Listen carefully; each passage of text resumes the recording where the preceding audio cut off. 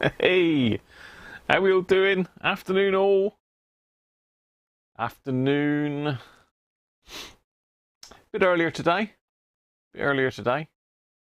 Got Mrs. Cruncher's not working today for a change. Normally she's been working Wednesdays, but seems like for future I think she's going to have Wednesdays off. I'm not 100% sure yet because all of her hours are changing. It's all this lockdown business, and I think retailers are opening again. I think pretty much. I think it's the 12th, isn't it? We're back to normal as such, with all the retail shops opening back up again. I think that's correct, but correct me if I'm wrong, of course. So afternoon to everybody. I think again it's chopped a few people off the top for some reason, but Derek's in. Hi Derek. Looking to see the outcome of the R707. Yeah, at the moment it literally wasn't doing anything. We couldn't get any sound out of it, I don't think, could we? Or could we? No, I don't think we could. It was totally deaf. Hi Andy Tobin, how are you? Yeah, nice. Good to see you in, Andy. Daniel, hi Daniel. You still off work, Daniel? You got the week off? Jess, how you doing, mate? Thank you very much. Michael, hi. Hi Michael. Colin, hi Colin. Daniel, I've said hello to Daniel. Arena Engineering, welcome to you. I believe from Russia, is that right? Somewhere around there. It's a good channel actually, Arena Engineering. I've been watching a few of his videos. Seems to know his stuff, that's for sure. Jed Bowker, how are you, Jed? Yeah, Derek's been watching Daniel's videos, and Doug's in. Hi, Doug. Well, so there's a few of us in anyway. Excuse me. Well, as I say, Mrs. Cruncher's home today, so I'm looking to finish up about 5 because I've got the dog walking exercise to do, and there's no good me not going out and exercising. I need to get a bit of exercise in, and that bit of exercise in. Oh, you're from Belarus, okay, Arena. So welcome from Belarus. Hi, Dids, how are you? Good afternoon to you as well. So yeah, looking to finish up for about 5 to go and take the dogs out and have my daily walk. Tend to use the dogs as an excuse to exercise. The tongue's not working today. The voice ain't working. Hi David Roberts, afternoon to you. So yeah, the idea today is hopefully to get this radio pretty much wrapped up. Whether we have time to do any alignments, etc. Then who knows? We'll see how time goes. So you've already done the dog walking, Derek. Yeah, they're sort of used to going out around about 5 o'clock every day now. So they start pestering. In fact, they start pestering about 4 o'clock actually. And it comes 5 o'clock, they get a bit frantic, so they've got to go out. Normally, if I'm on live, Mrs. Cruncher takes them out on her own, but I quite like going out. It's nice to get out and have a walk. Weather's it's a bit grey today. It's a little bit warmer, I think, than yesterday. Yesterday was absolutely freezing. Absolutely freezing here yesterday. Although it was nice and sunny, it was freezing cold. Does Mrs. Cruncher put you on a lead? Yeah, she wishes, Dids. Sure she wishes. Wild Geese, how are you? Just popped in to see what I'm up to. Welcome, Wild Geese. Yeah, as I say, last week we did the module on this, and I've done nothing to it since. It's literally as we left it. So the idea today is to get the module put back in, which ain't no easy task, and get it fired up, make sure it's still working, and then crack on and get the capacitors done. Then it's just a case of doing the midpoint and quiescent current on it and checking the alignment. As I say, we're not going to touch the IF because that's in that module, and the less you touch the module, the better. Ninja, how you doing? Good timing, yeah. Excellent. So let's have a look. Where are we? Let's go to the main camera then. Here's the patient, all ready to go.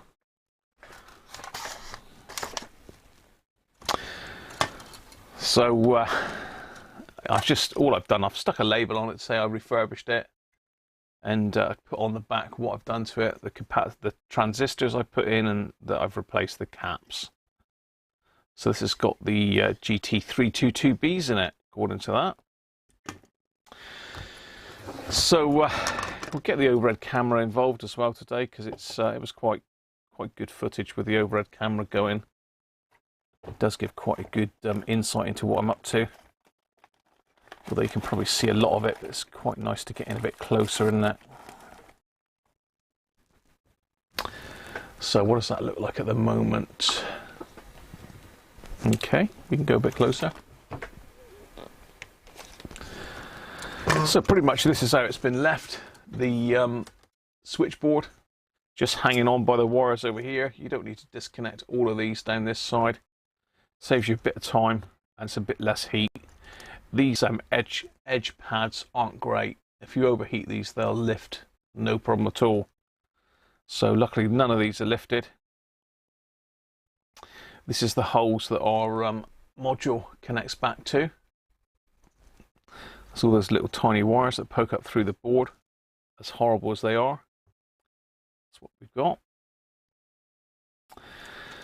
And here's the module, as I say, ready to go back in. We've got to do a bit of straightening up of the legs, but this has been on what I call Frankie, which is our my module test rig, which is basically another R707 that I've taken a module out of and I've hot wired it so I can connect a module directly into it. And that is, if anyone's thinking of doing one of these, you know, you'd be well off just picking up a real dog of an R707 that's beaten to hell, just for as little as you can, and just doing a conversion on it, because it makes the job a hell of a lot easier, and it gives you a lot more confidence that when you stick the module back in, when you pop the module back in, it is actually going to work. And if it doesn't work, you know it's not the module, it's got to be something else. So let's just go back to the main camera for a minute. So I've just straightened the pins up a little bit. I've made sure they're sort of all in line. This is a fairly horrible job. It either works or it doesn't. We've got to get the module back in from underneath. And we've got to line all these pins up with all the holes. I wonder if it's going to be nice to me today. Unlikely, but you never know.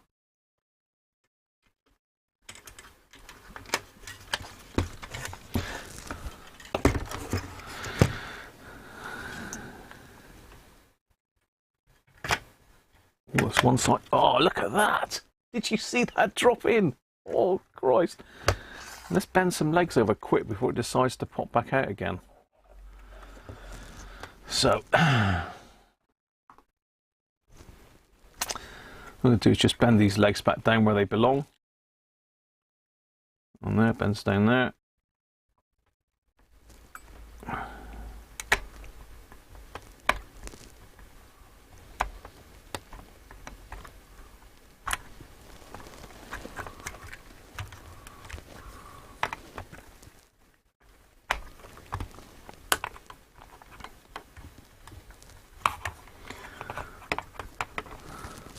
That's that side in. Let's get this one bent down quick.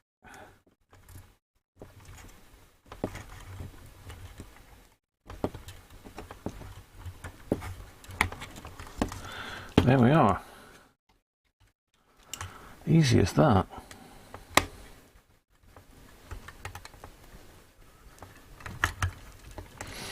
Alright, let's put the soldering iron on and we'll get this soldered back in. Barry, how you doing, Barry? You got snow there, have you? We have had a little dusting of it here, but how robust are the tracks on an R707? Do they lift for fun? Yes, Jed, they do. I haven't lifted any of them, but they are easily lifted, especially the ones that don't connect to anything. I mean, if you can see, if I put this at a bit of an angle, you see in there a little bit better, maybe.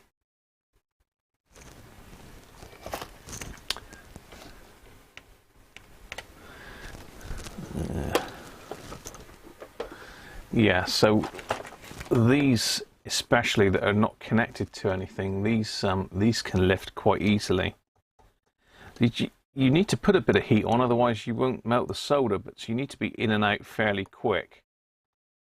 So I tend to get in and solder it and get back out again fairly quick. I mean, and the other ones that are fun and games are let's just angle the camera that way a little bit.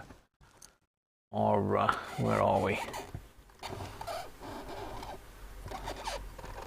Bit of glare there.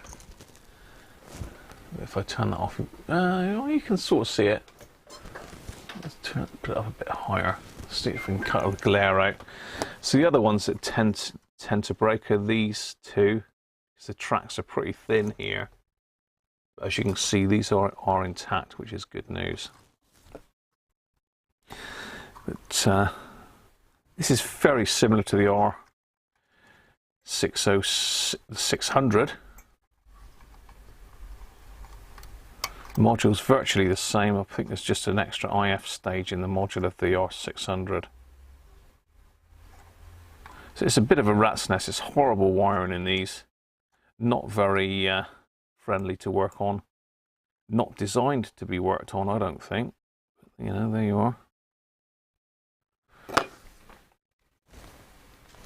Right. So let's have a look, see what temperature I'm on. 350, ideal. Let's get them reflowed. So I'm going to use a bit of flux on these. It does help make a better joint. I think it flows a bit better, and I suppose we're less likely to get problems with the tracks.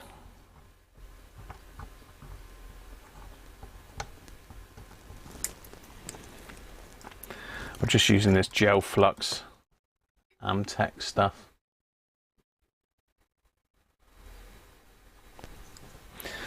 Got it from all the way from China. So let's just straighten this camera up a bit.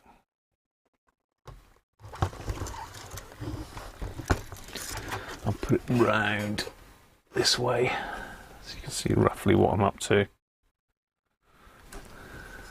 Yeah, we're all in shot there, good. Phil Taylor, how you doing?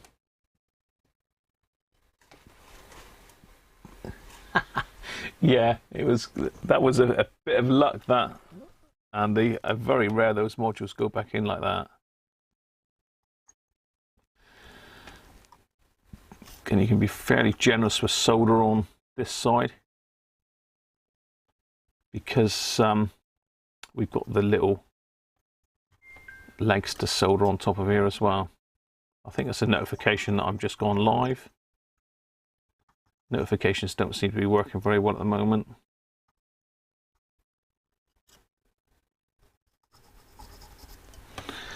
Let me get my goggles on so I can see 100% what's going on here. We've got all them cords. Yep, they're all flowed. Let's do these.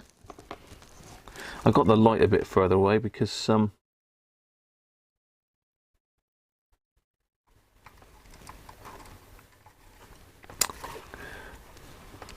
it blows the shot out on this overhead camera.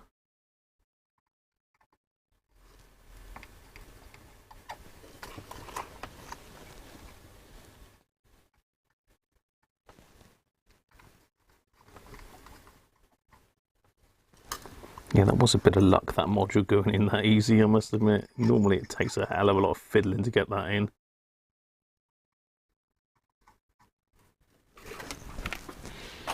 There we go. Module's in. He's in. Easy, innit? There's our module. Right, we've got to stick back the annoying capacitor legs, which go up through the holes on the switchboard. And there's 5 of those. So we don't have one on this end one. It's just on the other 5. Let's see if I can find them. They're in this little box here. I did experiment with wires in between which does work. It does work quite well actually, and I did say when I did it that I would do that in future, but it's just as easy to do it with these. Just a case of straightening up the legs.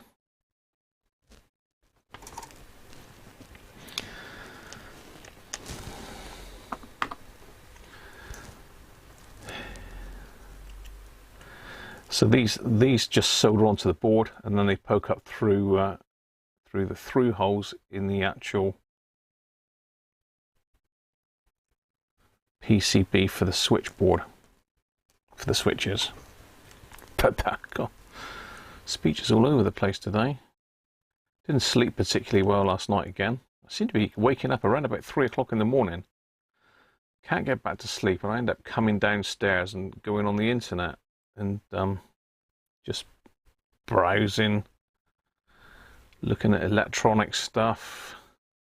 Don't tend to watch YouTube because when I start concentrating on stuff like that, it wakes you up, doesn't it?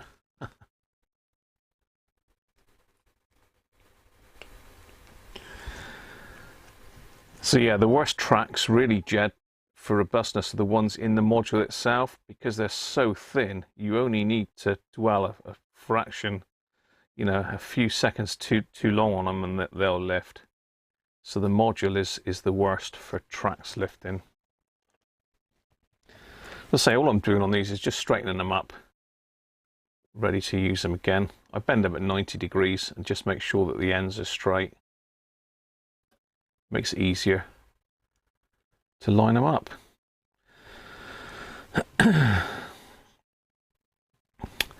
So I've actually managed to get the airband radios all finished, so Darren will be well chuffed with that if he's watching. I think he's Sky King on here, isn't he? Sky King Comms. I can't remember his handle on YouTube. Right.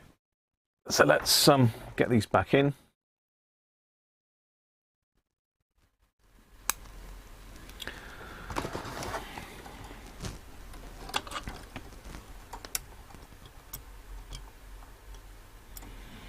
And I always never remember whether it's that way or that way. I think it's that way.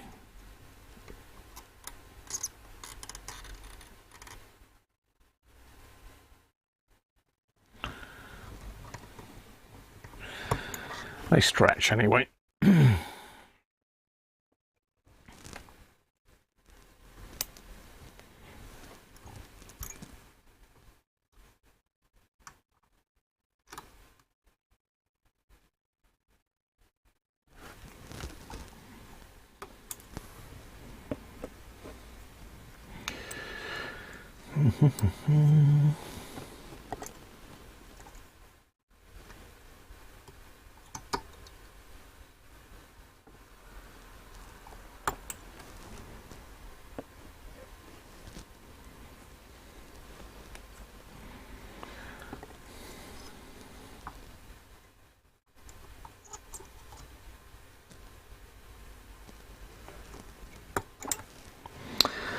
This new soldering iron tip is good. Still prefer the other one, so hopefully the suppliers will get them in stock again soon.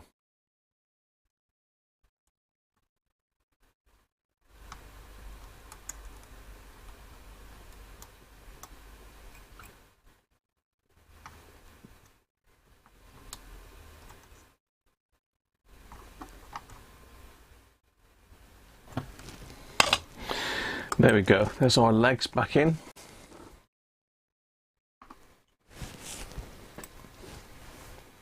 Hi Des, how are you? Hi Nick and Theo.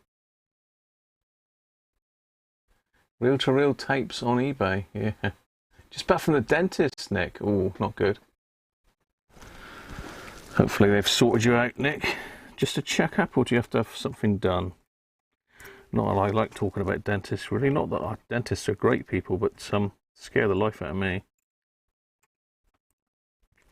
And Mrs. Cruncher, we're not great patients for the dentist. Right, okay. So we should be able to now pop the board back on. switchboard. It's always a bit of a fiddle getting these wires through the 5 holes there.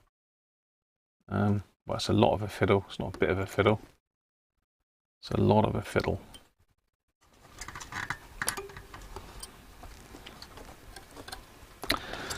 So let's try and line these up fairly well.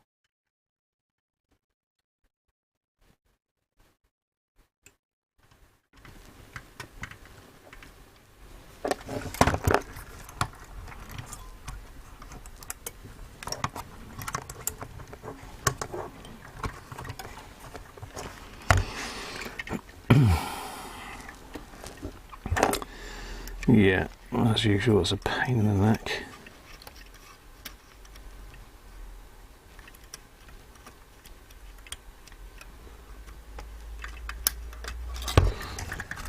That's the only thing about not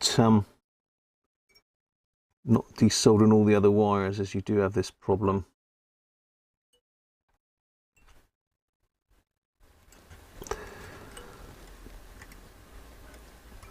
Of getting the board back in.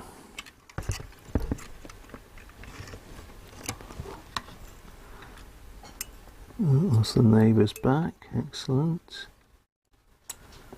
Piece gone.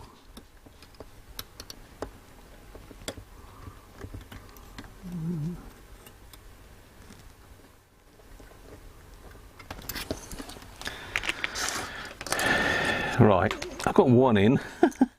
4 to go.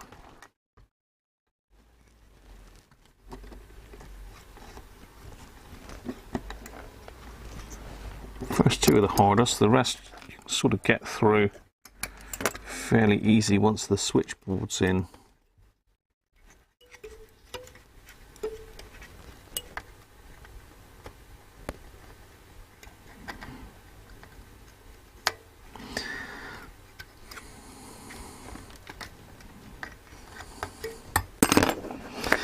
Let's use the forceps, a bit better grip with those. What are you doing here, Graham? Come on.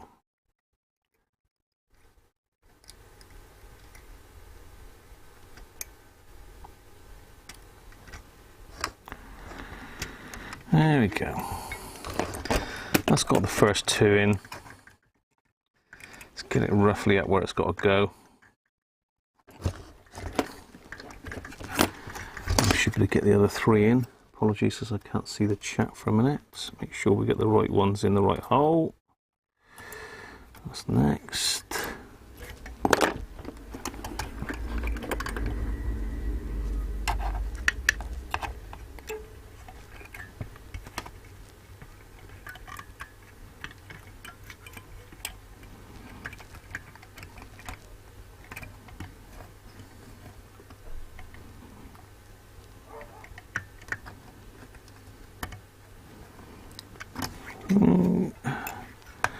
Two to go.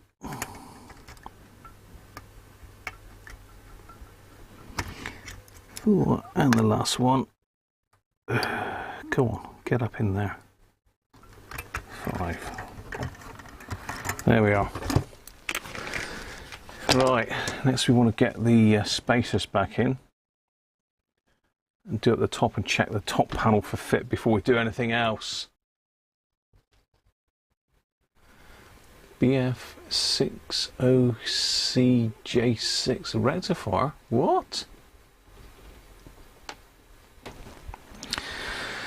Right.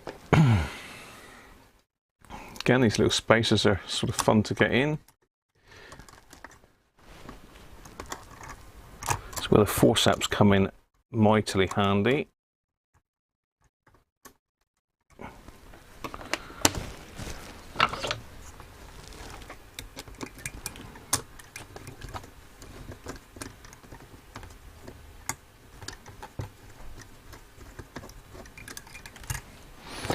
One.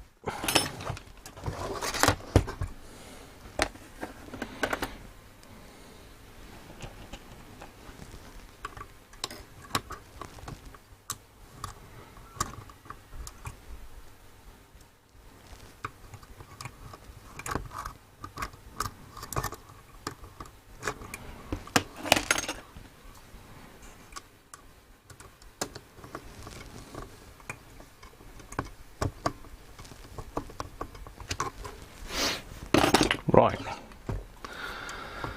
let's eye these up.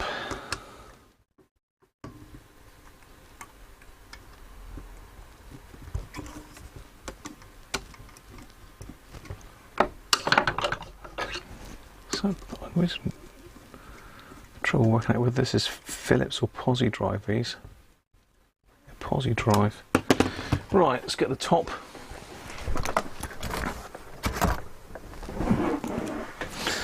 It's important that you do this bit here if you are looking to do one of these yourself, because if you don't, you'll end up soldering everything back on, and lo and behold, the buttons won't work because they'll be binding against the plastic top. So you just need to make sure that the buttons are lined up okay.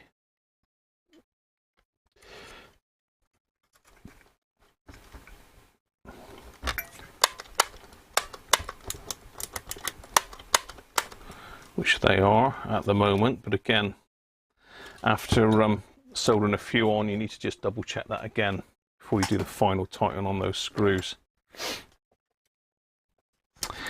Right, it's time to rewire the thing, which again is a bit of a task.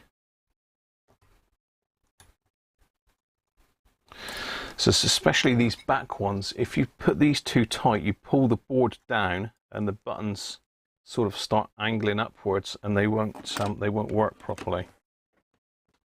I've said all this before, but for people that haven't seen me do a module before, I'm just repeating it.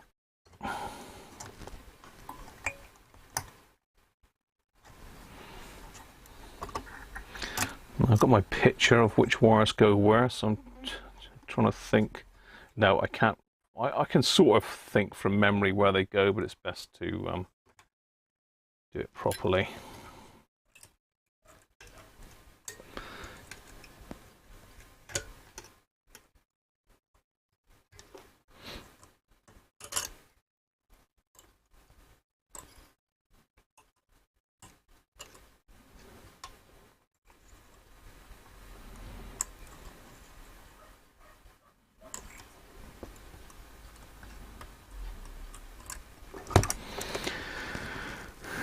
It's a fairly major job, this is. It's a fairly major trauma for the poor old radio. So next thing is to get the pictures out. Exposed dial cord warning. Yeah, Doug. Yeah.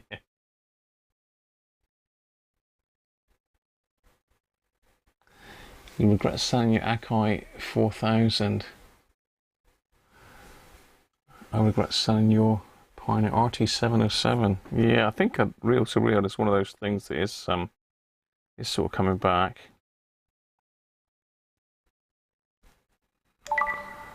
Right, oh, okay, hang on. There was something about my new fence fixing things.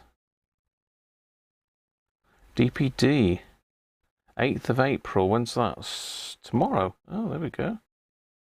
Excellent. And they've got my Hermes parcel as well.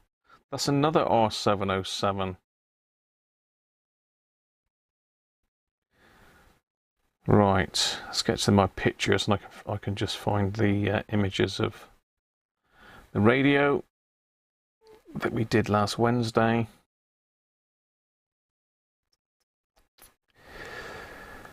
In amongst loads of other pictures.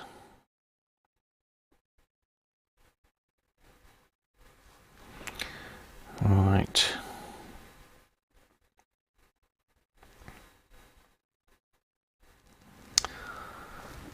Okay, so we've got that one, so then we've got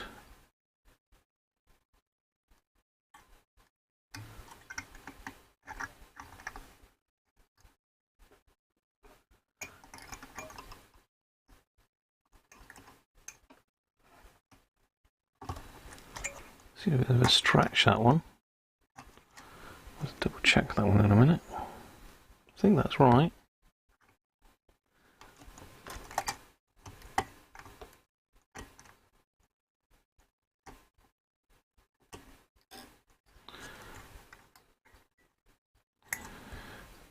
We got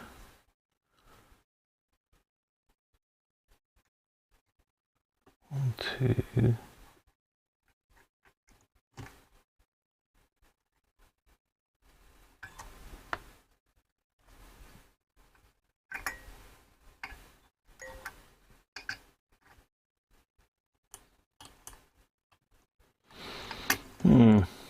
Am I missing one here somewhere? 3.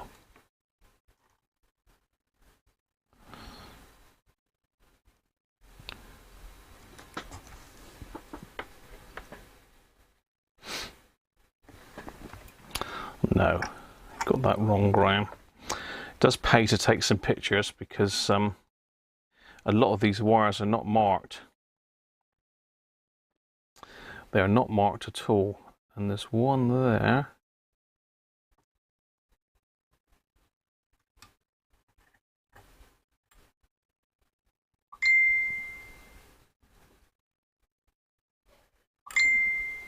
Oh, that's a bit of a stretch as well.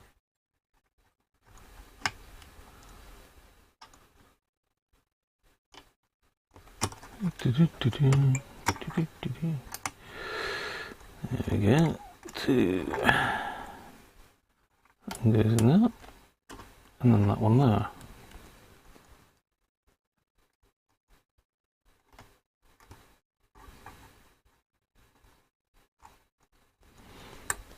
There we are, that's those 4. Then we've got the grey one that comes across and snakes up in underneath there.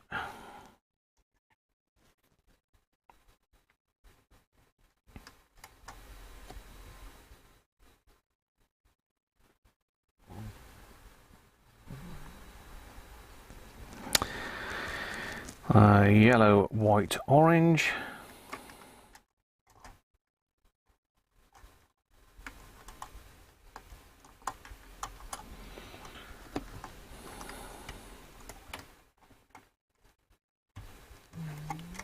Ooh, there's my stomach. Just had dinner. Yellow, white, and orange.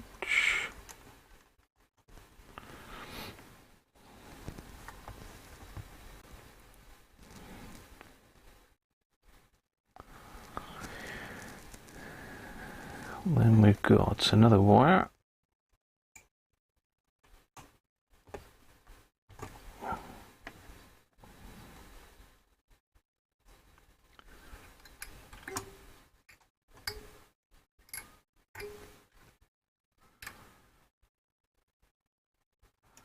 Another wire.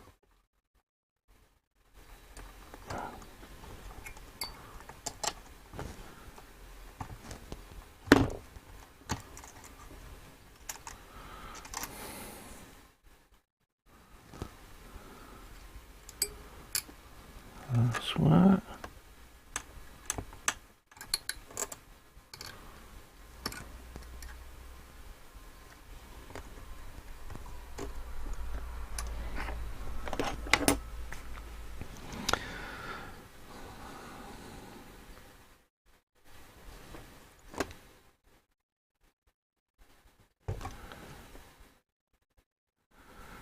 And I haven't taken a picture of the purple one, have I? There's only one hole left, which is there.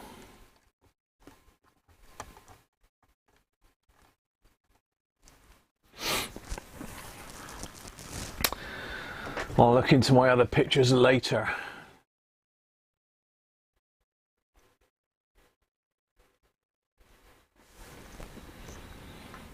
Okay.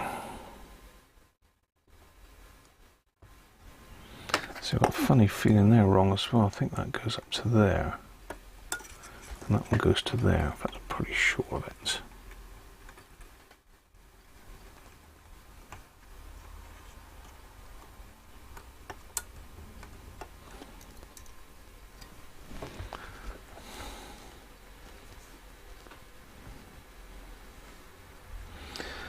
Yeah, I didn't take very good pictures of this, did I?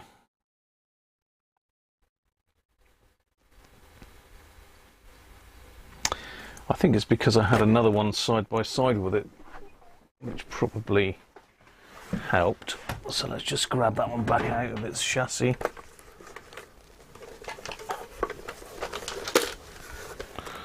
That's not going to come out now, is it?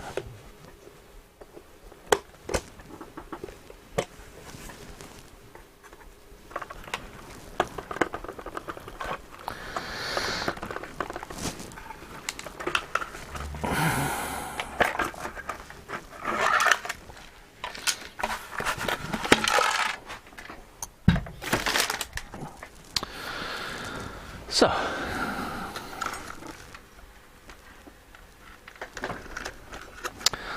okay, that was different altogether. What is going on there?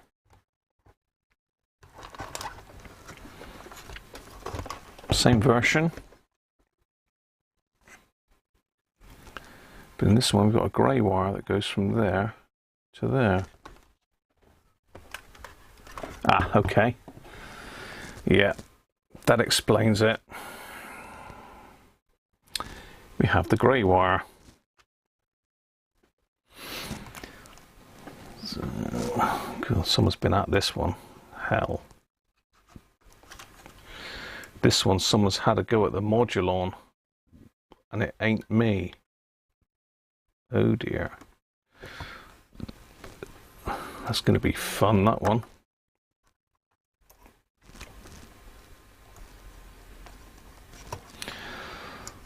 Just finish wiring this up.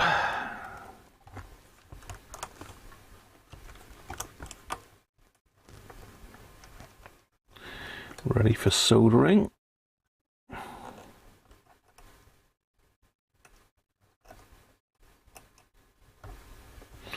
Yeah, I'll remember that other wire coming off now.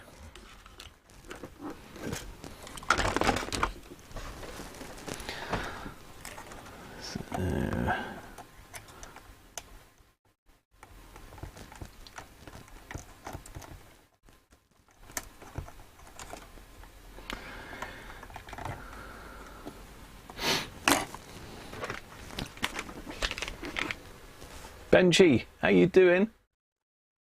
Been for a second jab. Oh.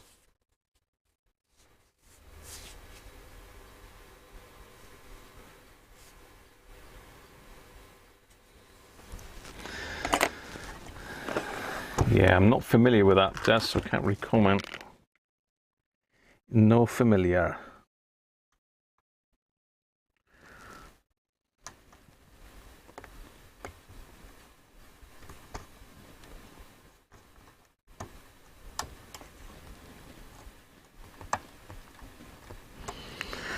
Okay, so our grey wire solders on there.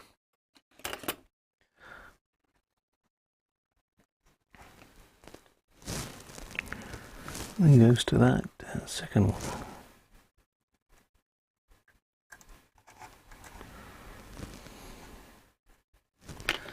Just tap that one on a minute.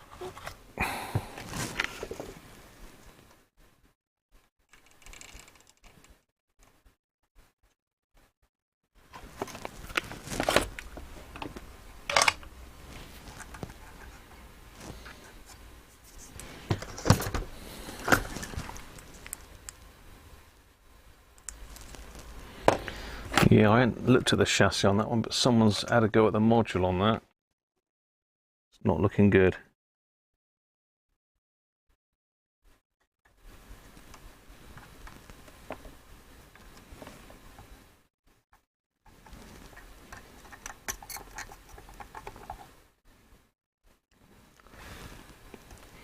Right, that's the mystery grey wire has been found.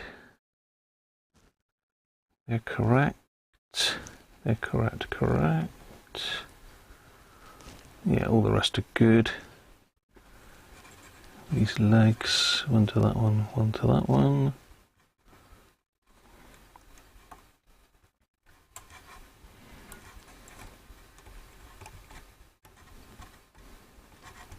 Soldering. We're in. Trying to get Mullard system to power again after about 10 years.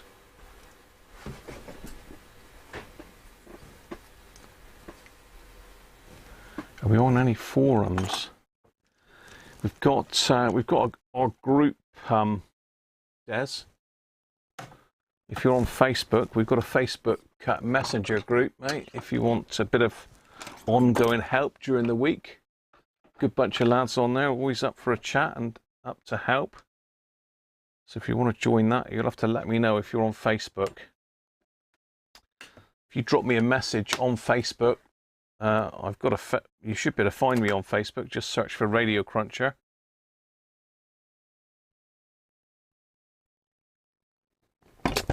There's a page called Radiocruncher and Friends, or my main Radiocruncher page.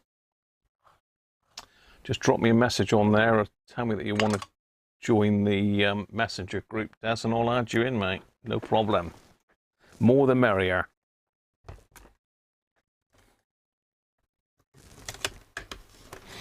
Right, just having a double check that these are at the right angle. They still work? Yes, they do. Okay, so all of the parts are where they're supposed to be. So now it's just a case of a mass solder up job. Let's just get that one down out of the way.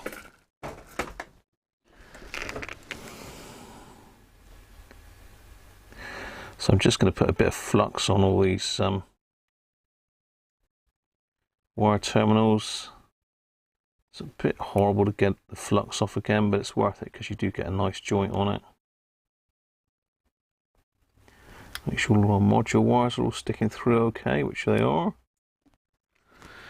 Let's have a look, make sure they're not stretched at any weird angles or touching each other. Those two there are quite close, so let's just move them apart.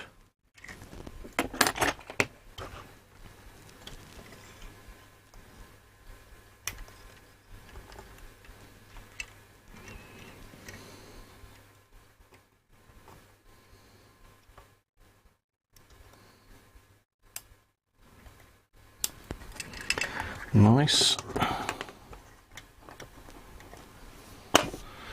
Okay. Time to solder her up.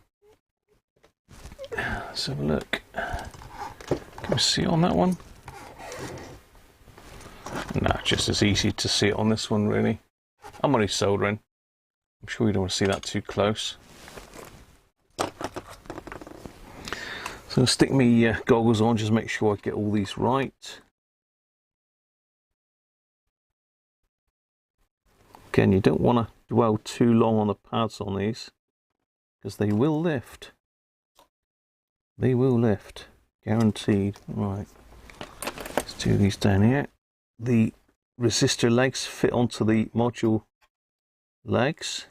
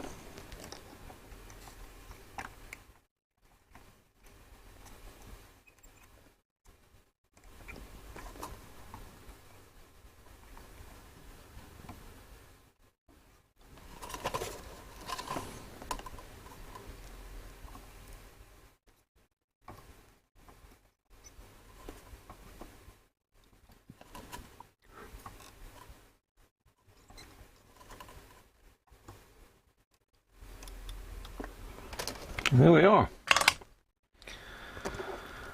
Module is back in.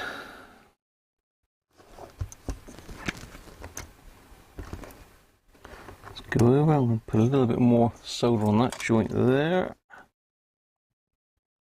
Just cover the pad right up, and that one there.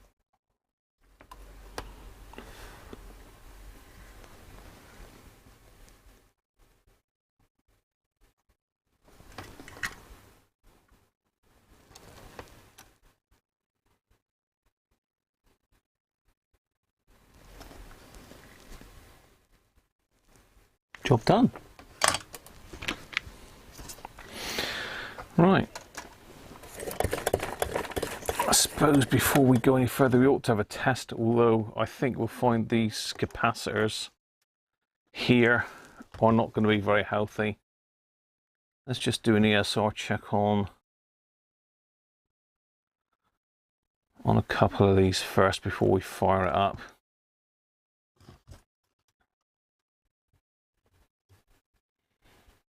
And this one here is in the speaker output, 640 microfarads. Me. This is in circuit, so we'll test these again when they're out of circuit. There's a cap tester. So this one should be 640.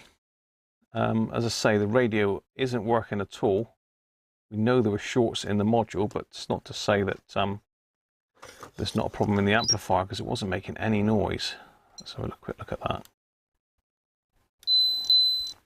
We're saying it's in circuit or leaky, which it is. So the only way to test that really is to lift it out of circuit, which we're not going to do for a minute. Check one of these others. These are all in parallel, some of these. In circuit leaky. No, they're not in parallel. The negatives all 271 should be 220 and 400. Oh, how? Hang on, that one's...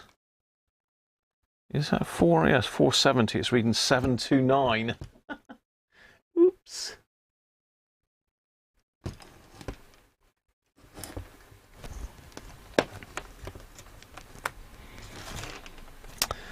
$729. Some of these caps are a pig to get to as well. I think what we'll do, we'll give it a quick fire up.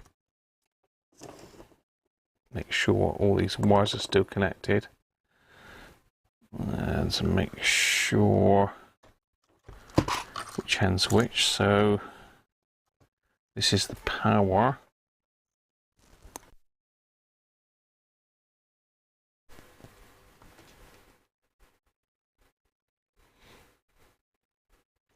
Could be a 600 volt 6 amps bridge rectifier. I think you've probably got something like,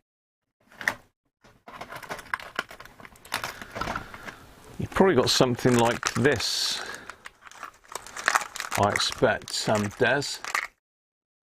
Is it something like that? Where's the camera? Is it something like that? That's a bridge rectifier.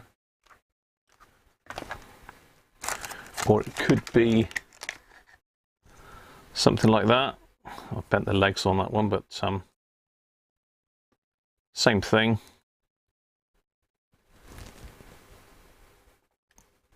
They're quite big. I've got some smaller ones here somewhere. Yeah, something like that, Des.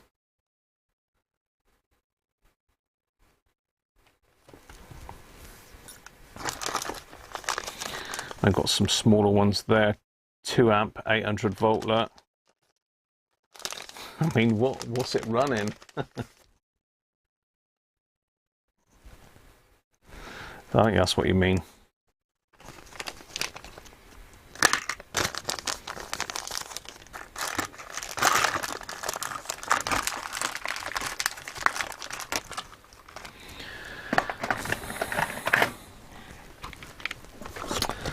Okay, let me have a think here, because we've got all sorts of wires all over the shop.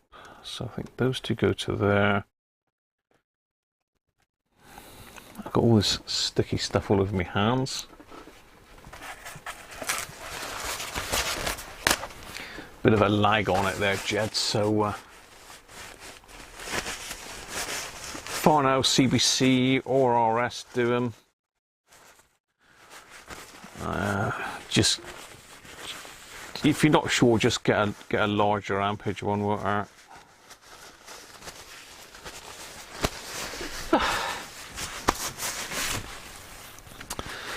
Right, so I think what I'll do is we ought to take the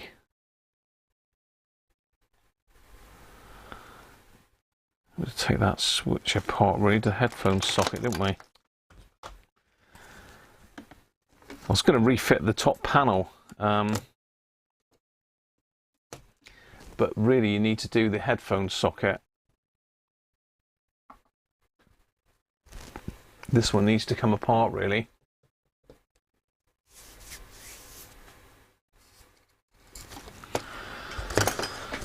Let's see if we can get it apart.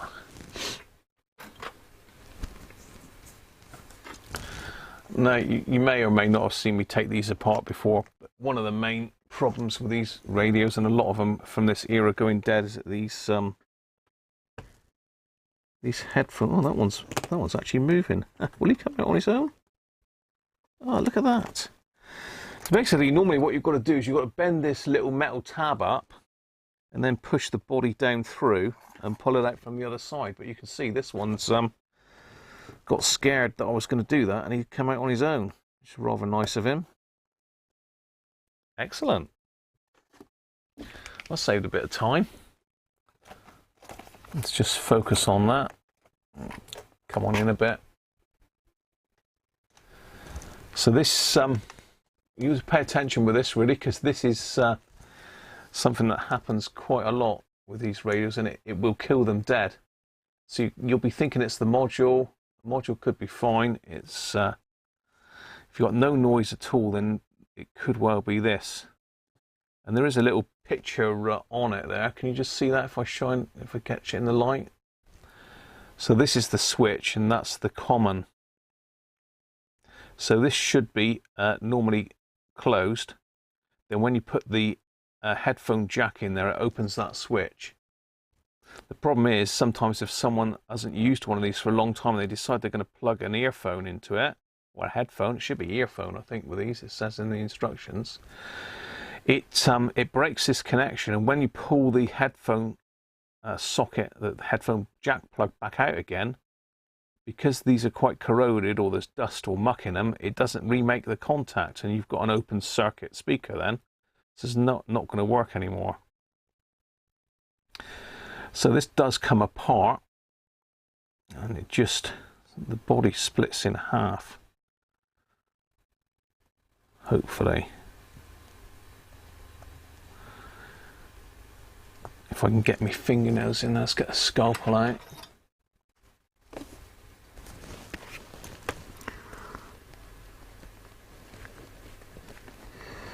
Should break in half. There we go.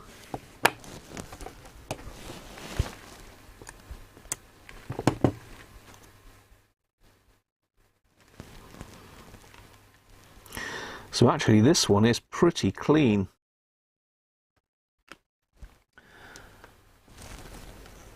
So you can see the switch quite clearly there. Let's see if I can find a jack plug quickly. Jack plug.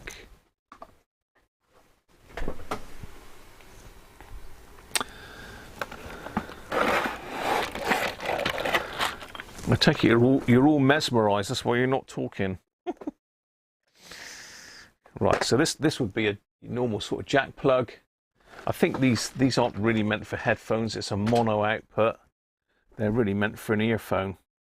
So the idea is when you push your socket, your jack plug in there, it goes in and it breaks that contact. It's not doing it very well there, is it? The idea is it breaks that contact, then when you take it back out again, it remakes it. So what we need to do is just get these two contacts out and just give them a quick brush over with the fiberglass pencil. Squirt of contact cleaner, then back together they go. If you don't do this, and I've made the mistake in the past, I've not done that, sent a radio back, and of course it don't take long before someone decides they want to plug a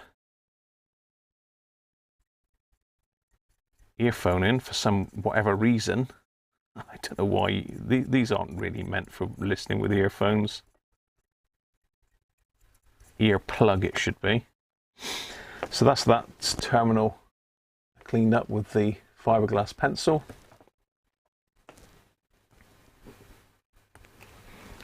And the other one just lifts out.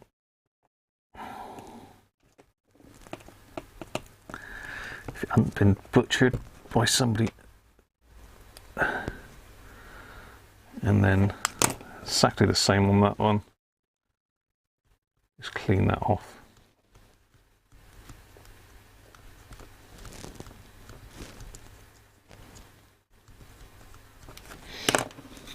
We'll hit it with a bit of isopropyl first, just in case there's any flux or anything on it.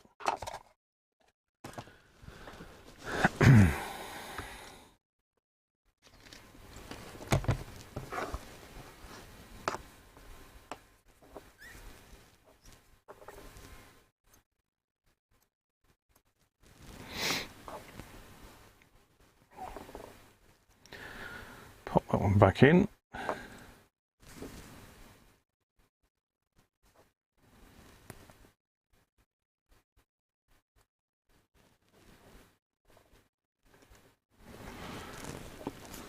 Same this one. So isopropyl it.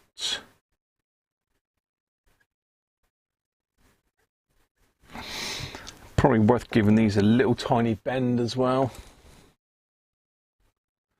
Just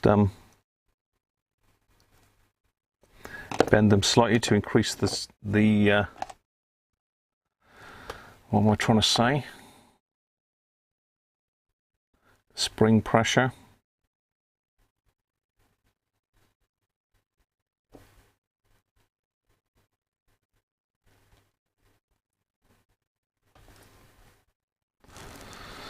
There we are. Quick brush off.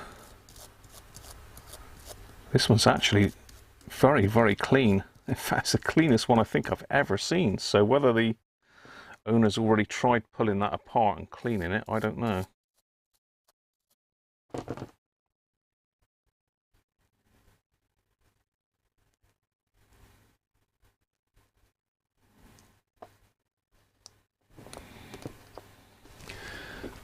So quick squirt of switch cleaner in there.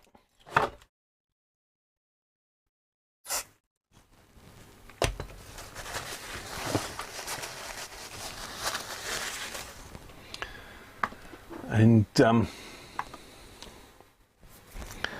back in his little house.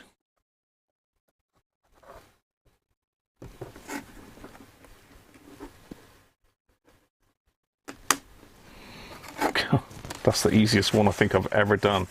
I was just looking at that and then thinking, oh Christ, it's going to take me half an hour of that. So what I will do is just bend that tab down a bit better to catch it, because obviously it hadn't quite been crimped down. That's why it's so easy to get off. There we are. One headphone socket refurbed. So that means we can put the top panel back on. Do we need to do anything here? We need to probably just lubricate some pulleys. So I'm trying to do sort of a complete overhaul on this for the chap. So it's, all he's got to do is put it back in the case, really. So just lubricate the pulleys. A tiny bit in there. And that's it.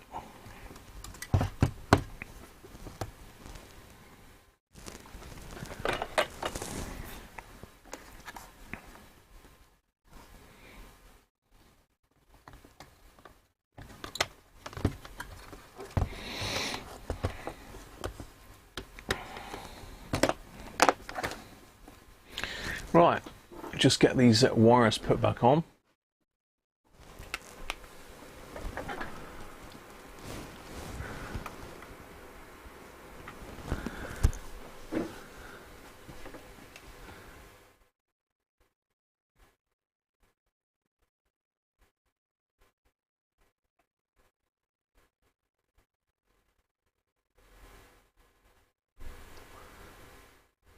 It's a bigger one.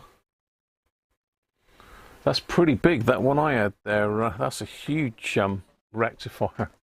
I don't know what size that larger one I showed you is. I think that's is that a 10 amp KBU 1010? That's a pretty hefty rectifier.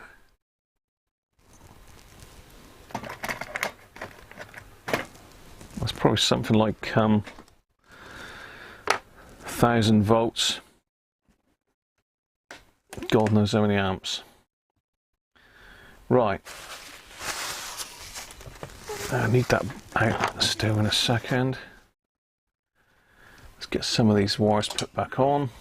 Some I know where they go, some I can't remember. So I need to look back to my drawings.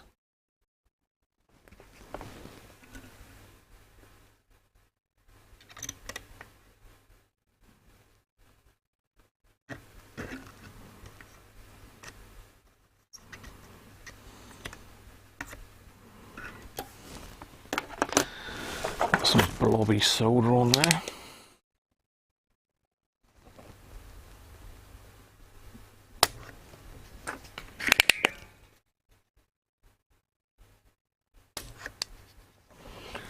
Better.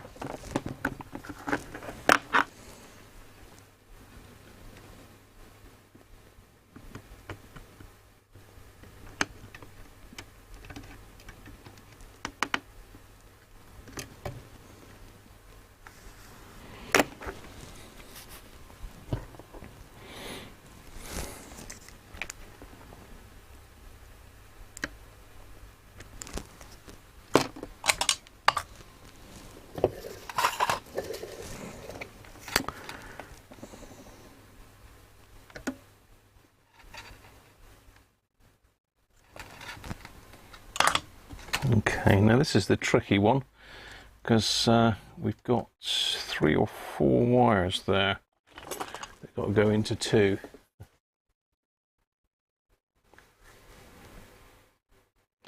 I've got an Akai reel-to-reel downstairs that Gary let me have, which is, well, it's my main reel-to-reel player. It needs a little bit of servicing work, but it's pretty good. Gary did work on it a little bit before I had it, so. Okay, so we've got black, green, red and orange.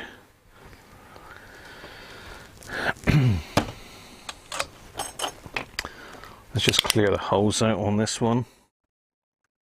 Try not to burn the wires.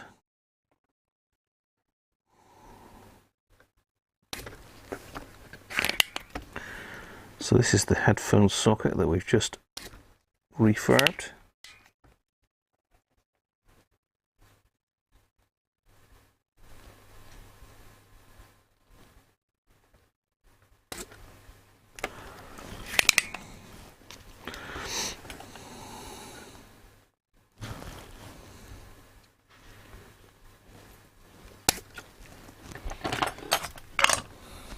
Okay.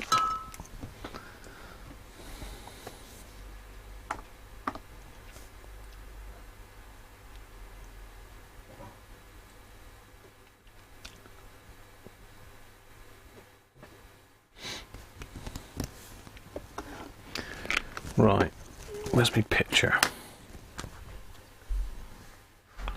So, green, black.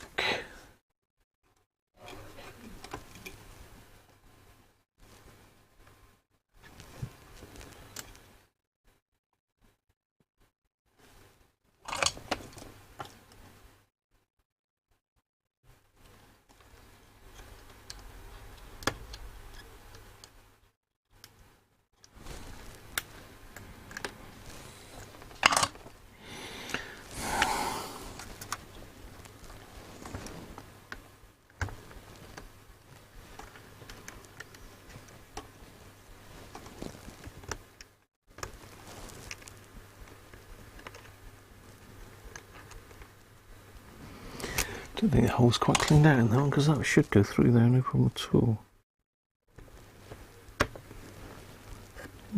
not. It's a stingy one, that. Ah, it does just go through.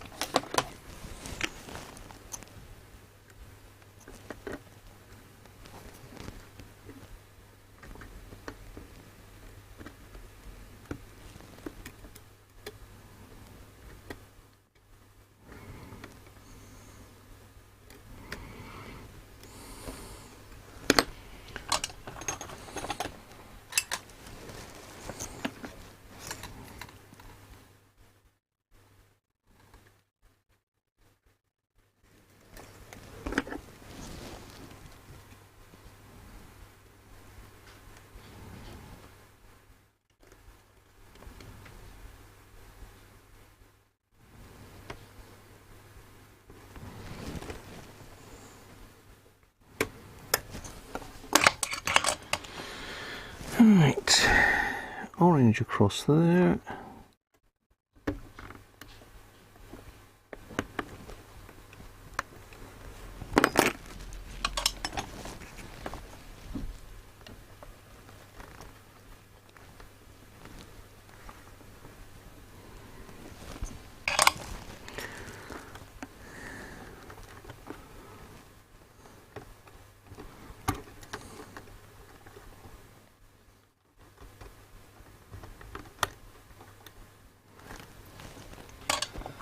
And red in the middle.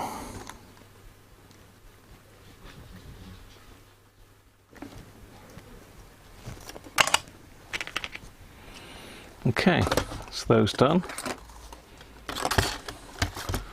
Got the FM aerial plug to do. Are you all still with me? Are we on tape players, are we, at the moment?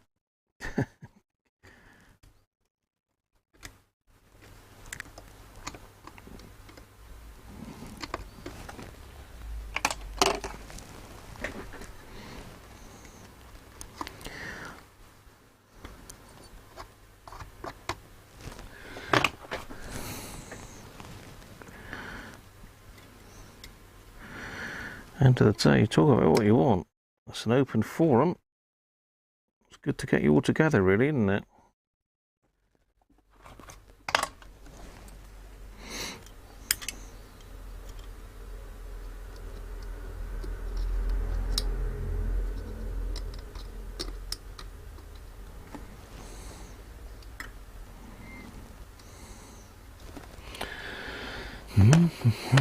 So I'm just sticking back the FM aerial plug,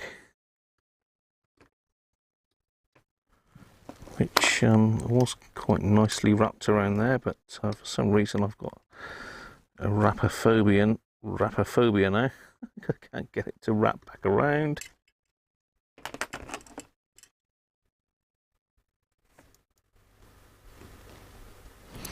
Wrapophobia. The hell are you going on about now, Graham? What are you on? Okay. Just ignore me.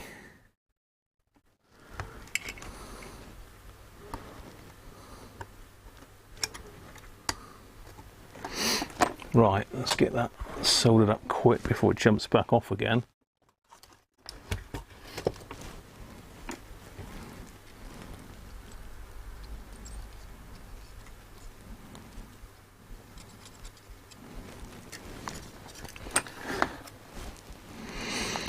There's a braid strap that's got to go down onto there as well.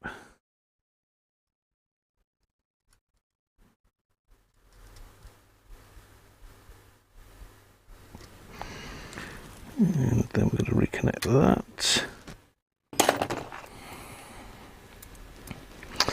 One thing with tweezers, you can't get a great grip with tweezers if you're trying to put wires through holes.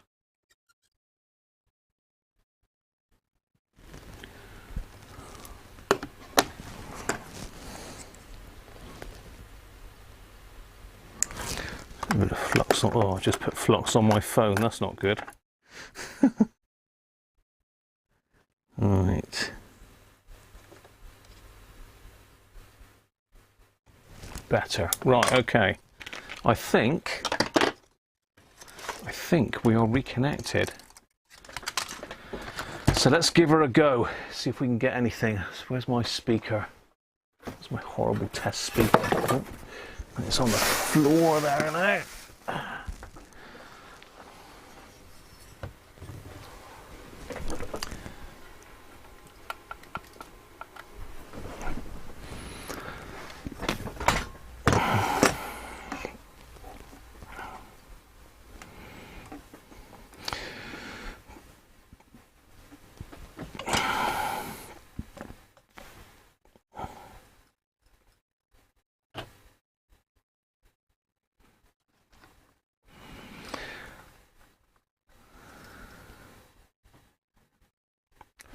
I think we did test the amplifier on this, didn't we, with me just putting a screwdriver across the connector, connector on the center tap of the volume pot, even Graham.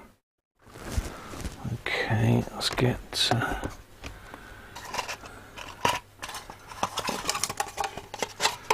the knob out. So I'm not going to run this for very long because I've not got the outputs on the heatsink. So let's hook her up and see if we get any noise.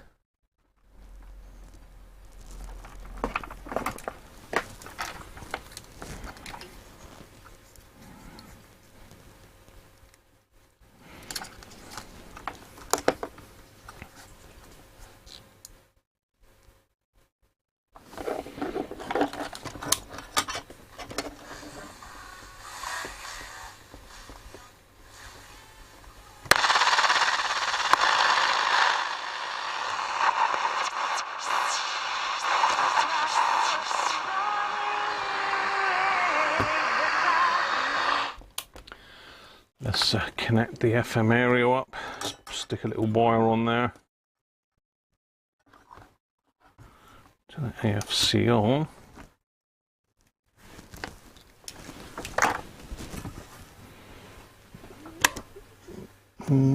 VHF.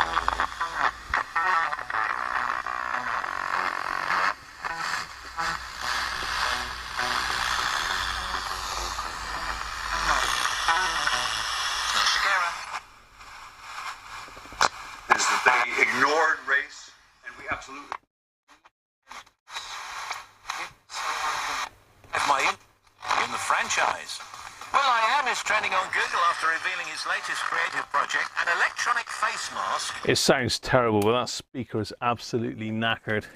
We've got to do the amplifier capacitor. So let's crack on without further ado. So we are working. So I should hope so.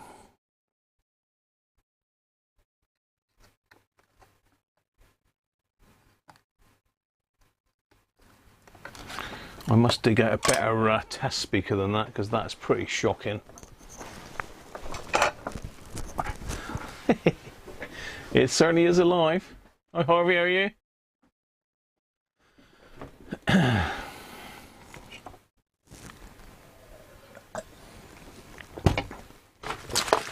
Right, let's fire up the desoldering tool. Let's crack on and get these caps done. I don't think we're going to have time to do the quiescent current and that today, so I'll just have to do that at at my leisure, probably tomorrow, get this done and dusted and out the door. Right, I put the forceps down. Where have I put the forceps down to?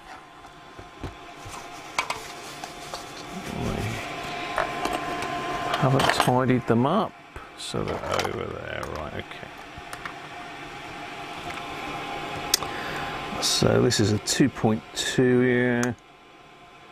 Goes on the loudness pot.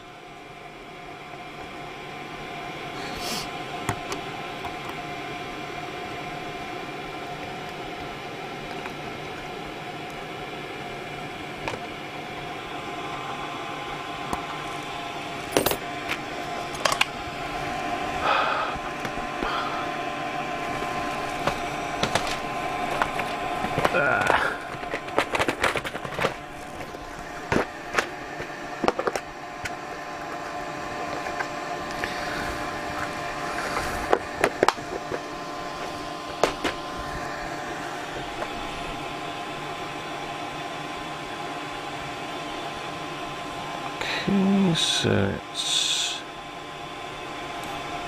positive to there.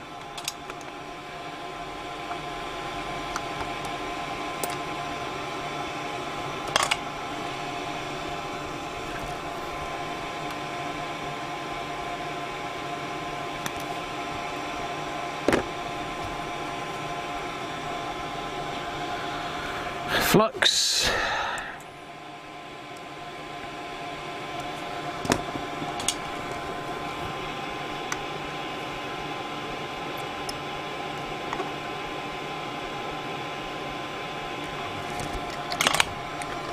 Let's pop this one in.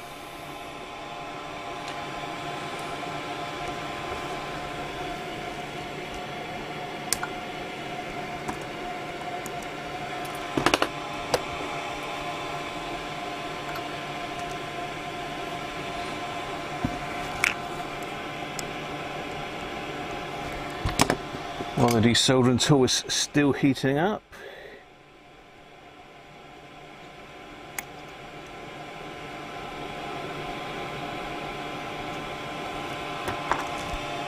That's one done.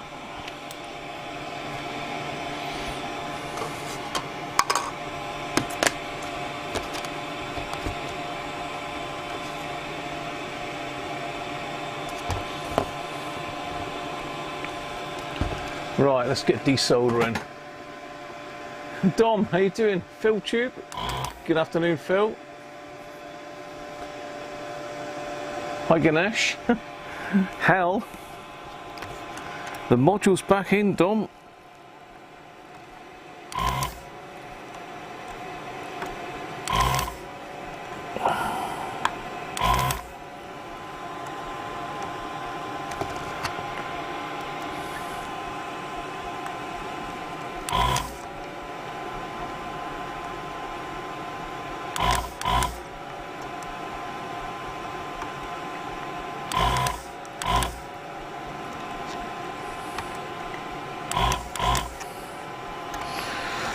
Okay.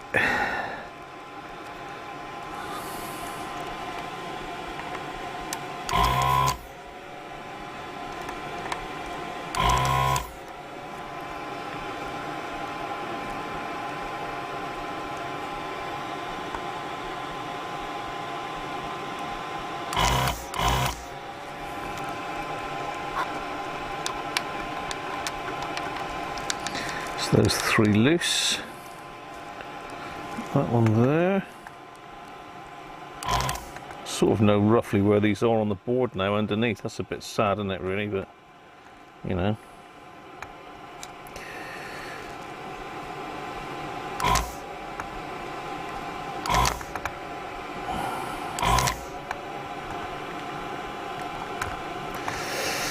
Come on.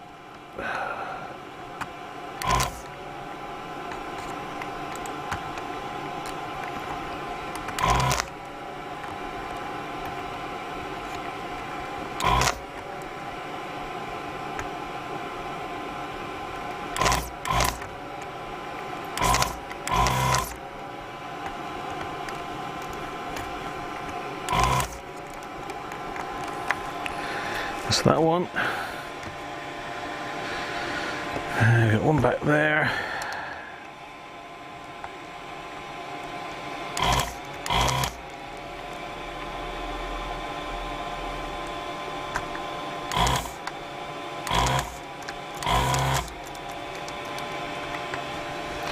Right, let's just do those for a minute, otherwise we'll start getting confused as to where we are.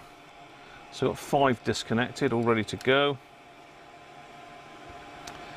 So let's say we've got 470 and 2 220s.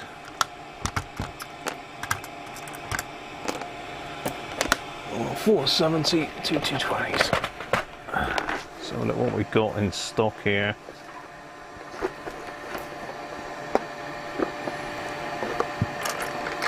Almost 47. 470 is massive.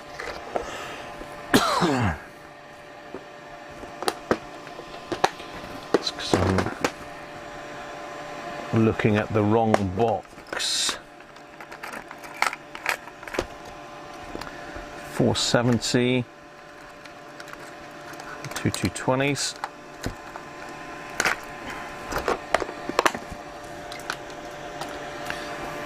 We've got 680, but they look stupid in axials. I think that's 100 back there. It's 100 or 150? 150. 150.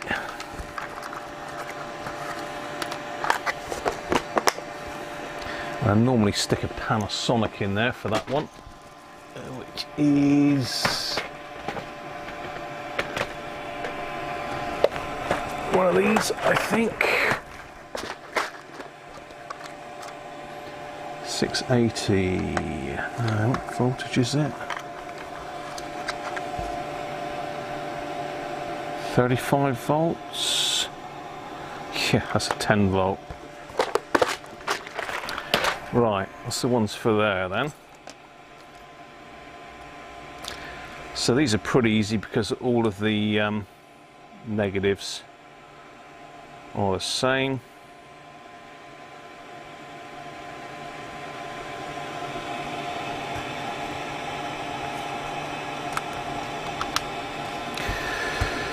$470.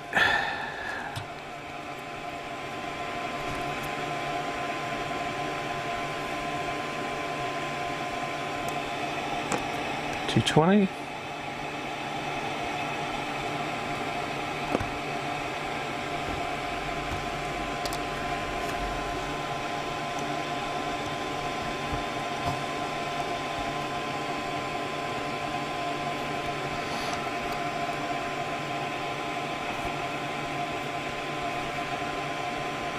I'm fitting them with the what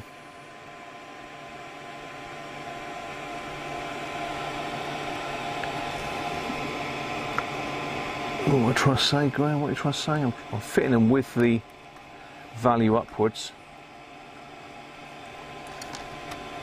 I'm sort of lining the front up.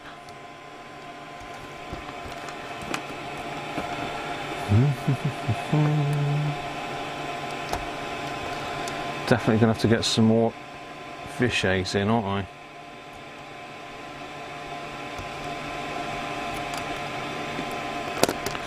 Let's get those 3 in a minute.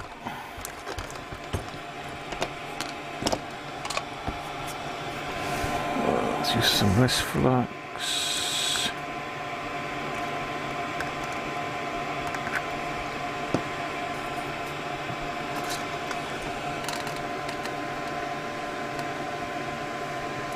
Come to India.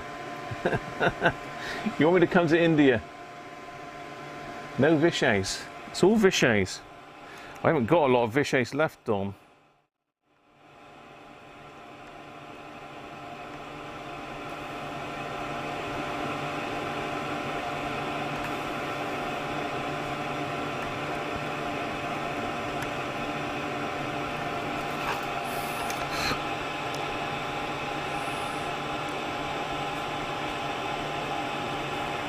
Come on, solder.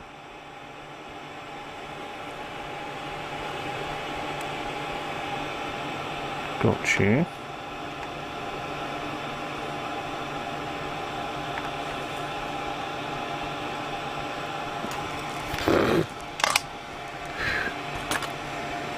Right.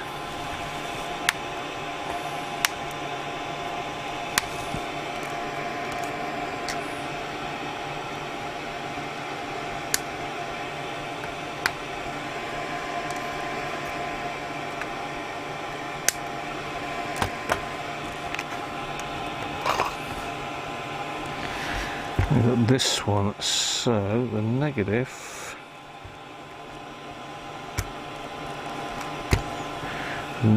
to the right.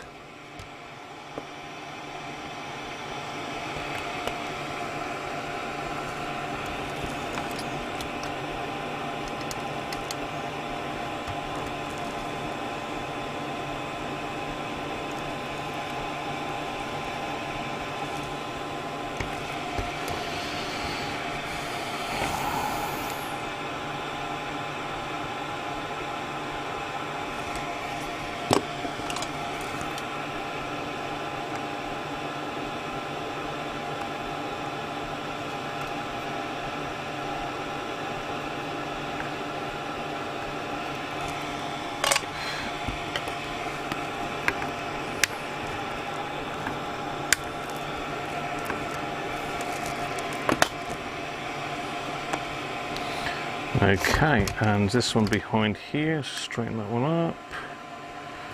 This is our 150. And then negative, if I can get that sorted out, negative is to the right.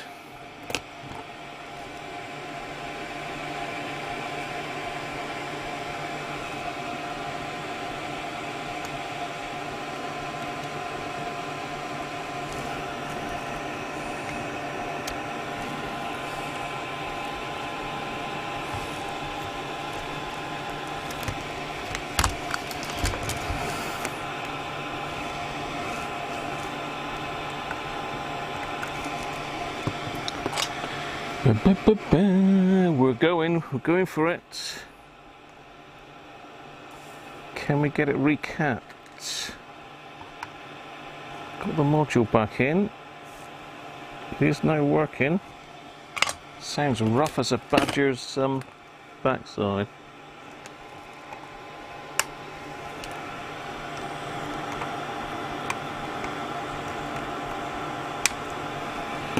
Don't like that, it's a bit too close.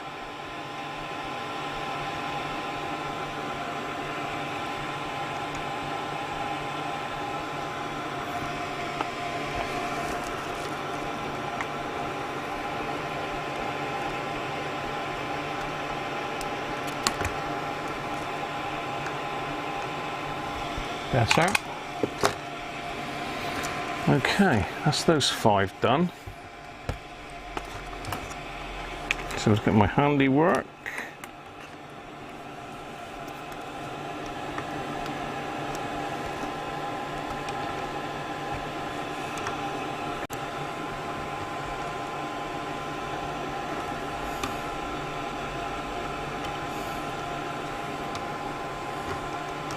Nice. Right, these ones in the back here are a pain in the neck to get to. How are we doing? Half an hour. Take them doggies out for a walk, see?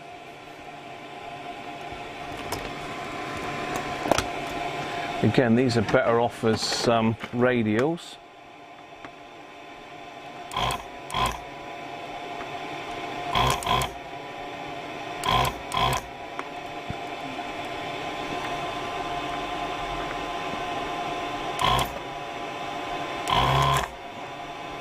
It's that one.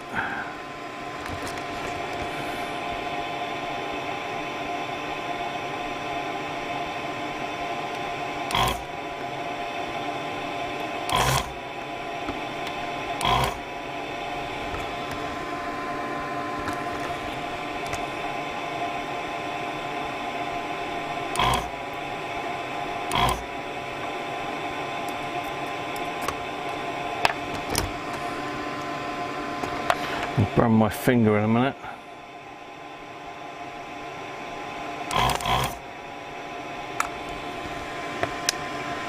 Oh, I've really got this wire right in the way now. So it won't go to the right.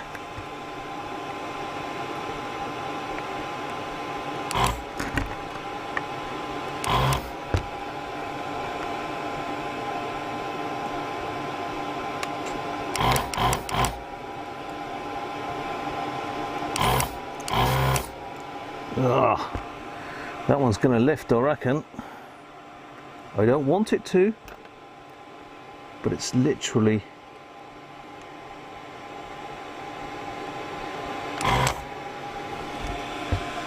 Try a bit of fresh solder on it. Oh, always helps. Bit of fresh solder always helps. Harvey's off. See you later, Harvey. Why'd you keep saying that, Dom? Why'd you keep saying that, mate? Is this some trick thing?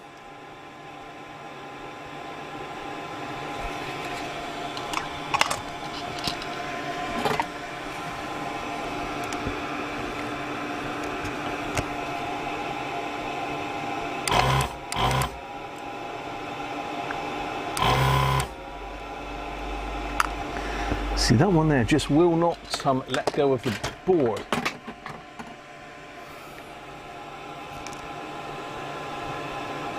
I don't want to break the board, really.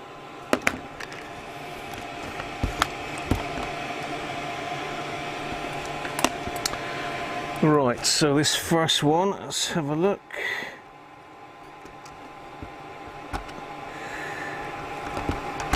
So we've got negative to the right, and it is 2.2. Negative to the right, 2.2, and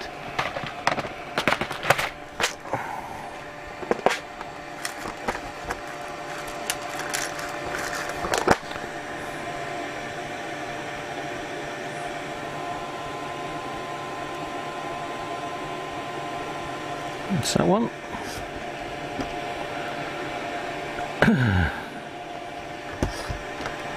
And the other one, also negative to the right.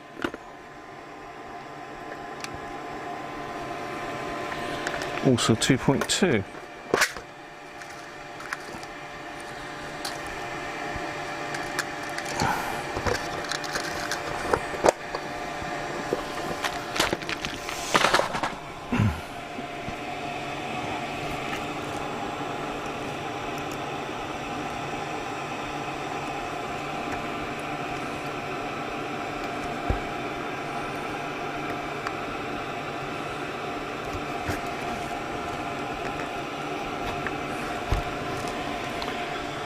Okay, let's get them soldered in,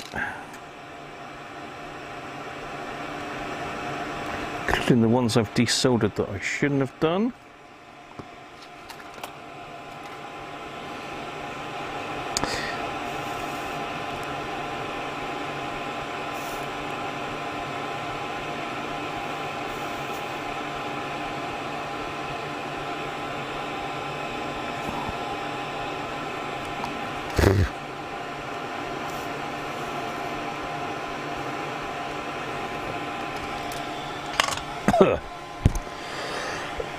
I really should have my extractor on, really. There's no excuses for it, apart from the fact it's buried so deep. Okay, this one here, the track is just starting to lift on this one, so what I'm going to do is I'm going to bend it over back on itself. Cut it off flush with the board.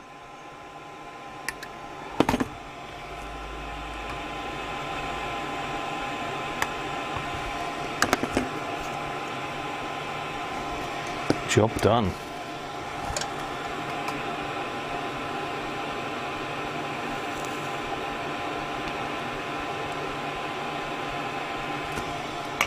Perfecto. Right.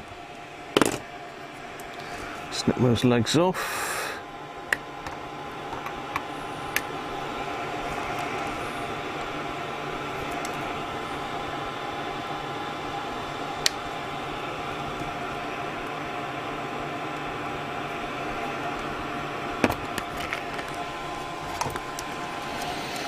Right, those two are the hardest ones to get at, really, so they're done. Still got a few to do yet. This one here. That hot air station has been a pain today.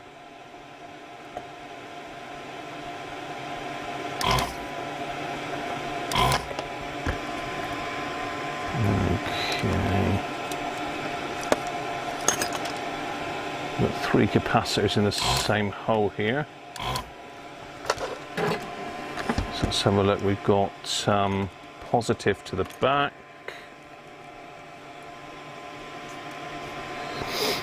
Let's pull the output heatsink out of the way. Positive to the back. Negative to the front. So I'm going to snip that one off. Just it's easier to get the wires out if you snip them off. So look what value that one is. That's another 150 at 16 volts. Negative to the front. 150, 16 volts.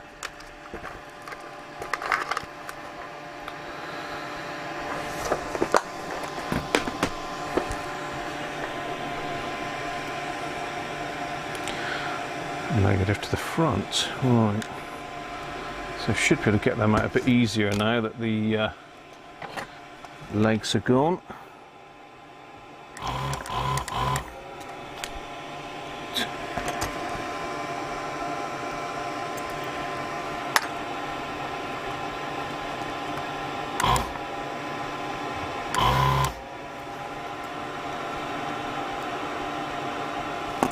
Much easier. Right. Let's pop that one in.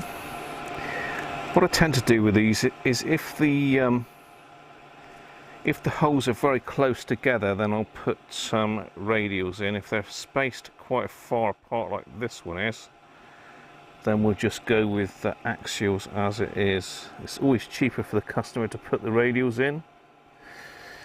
Some people want it looking authentic, some people just want it sounding nice, so it varies from customer to customer and what the budget is. So obviously it's probably 3 times as expensive to put some axials in as it is radials, and there's no real advantage apart from looks. They just look better in some radios.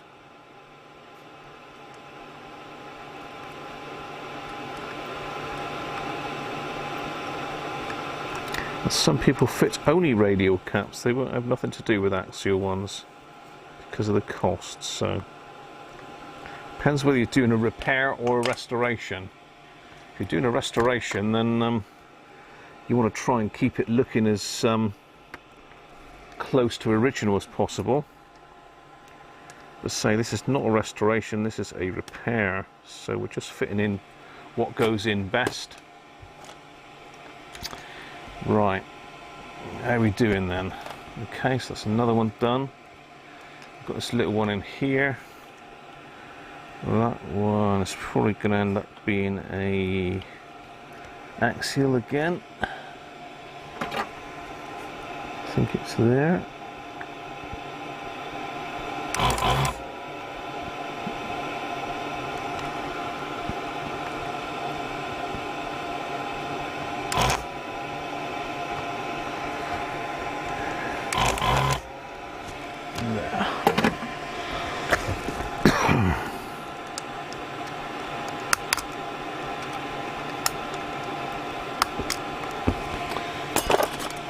So this looks like a 10 microfarad.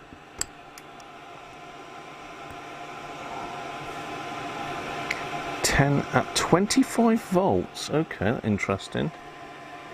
That's negative forward. In fact, 10 microfarads is one that I've got very few left. So what have we got here? 10. at 100 volts.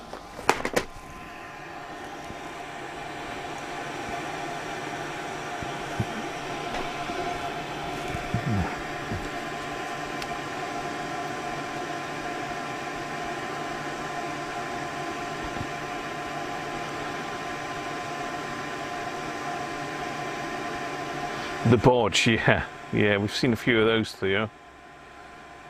I don't tend to do those, unless maybe I'm trying to get something working for myself just as a quick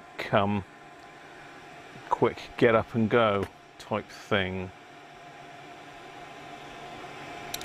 If you know what I mean, just get it working and then tidy it up afterwards.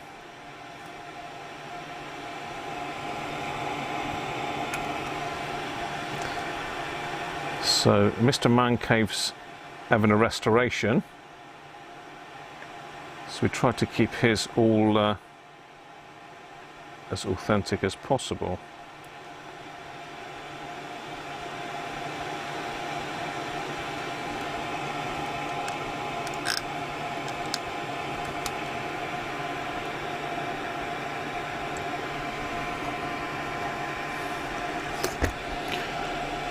Bit OTT that at 100 volts, but that's all I've got, so... Oh, actually, is that 10 or is that 100? Yeah, it's 10. Let's see, I've got an order to put in actually, so I must get some more 10s. I think I've got to get some lower value 330s as well.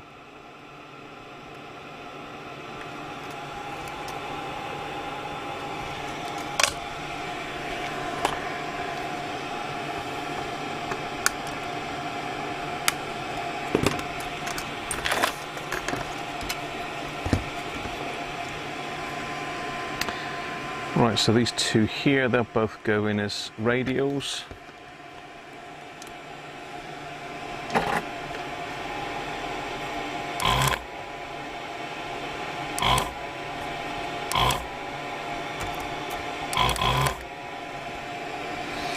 So put brown wire onto that one.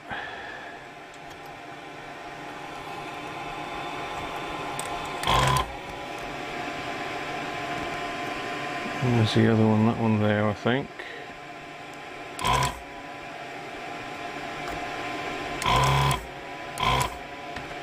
Let it go. No, it wasn't that one, it's this one then.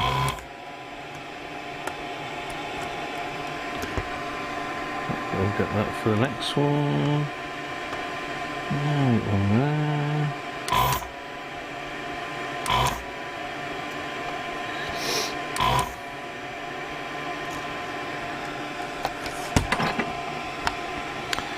Right, what's this one then?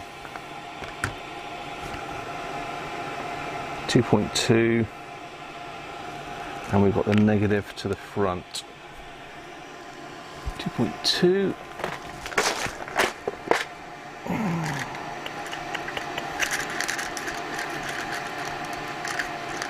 Ow. What voltage is that? 50 volts. 2.2, what are the other ones?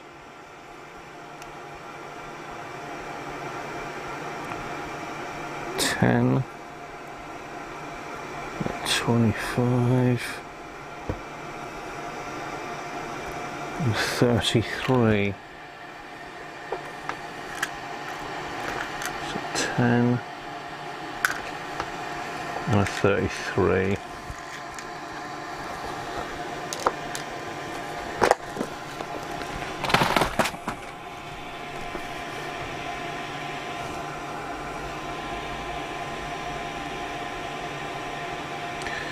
Negative to the front.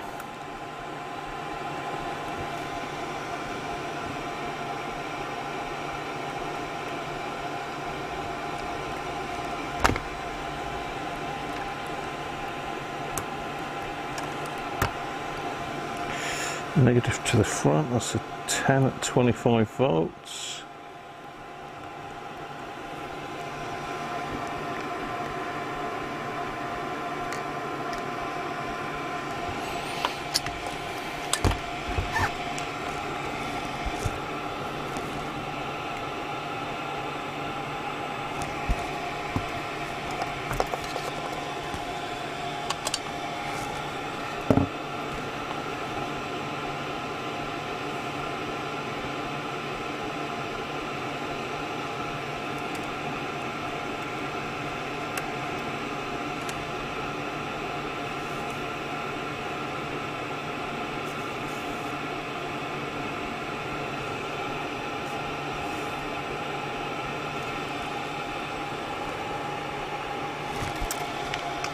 Let's put that brown wire back on while I remember it, otherwise we'll be in outer space again.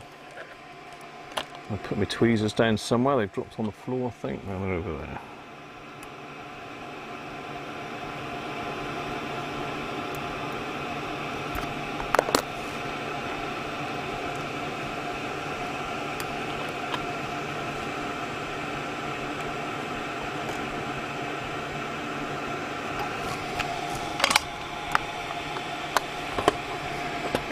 Okay, we're getting there.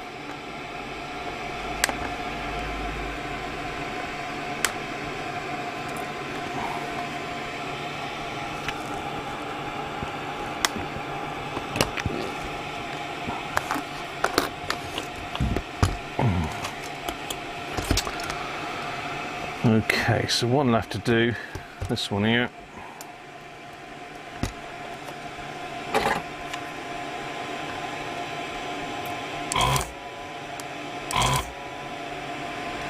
That one's a bit far spaced, so we might want to put an axial in there. So again, it's negative to the front. Just going to snip that off so we don't damage the board.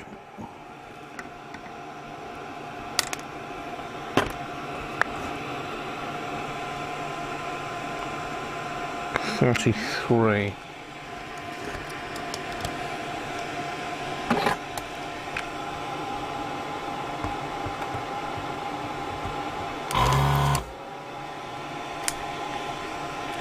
Get out.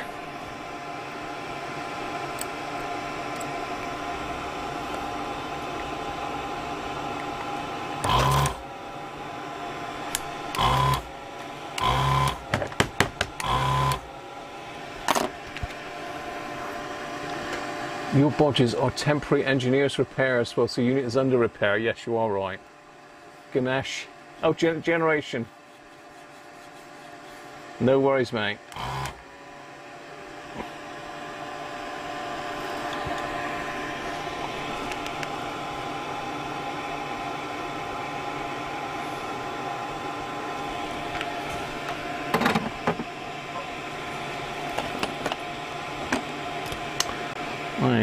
Okay, let's have a look. There's a bit of a stretch there to stick a radio across.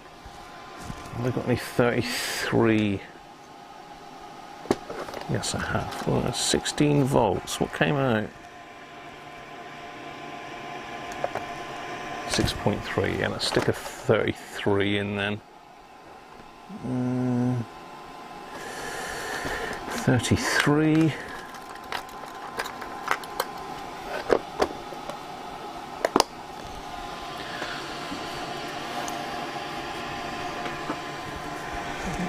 Am I changing to tropical fish caps? Dom, you know the answers to these questions. Of course I'm not changing to tropical fish caps. And I'm not going to change to tropical fish caps. There's nothing wrong with them.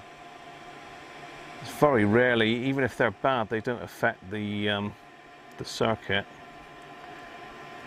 We'll see. I mean, if there's audio distortion in it still, then we may need to look at the ones in the audio section. But apart from that, then no, I wouldn't ever change the tropical fish caps unless they were damaged. I see no point. I did see somebody once changing the Mullard mustard caps. I mean, that's sacrilege, really. People pay big money for those to go in circuits, not take them out. And I have pulled a few of those, and I've never yet found one that's my soldering iron's decided it's time to shut off. Yeah, I've never yet had one that's out of tolerance. They're really good, and the audiophile people love them.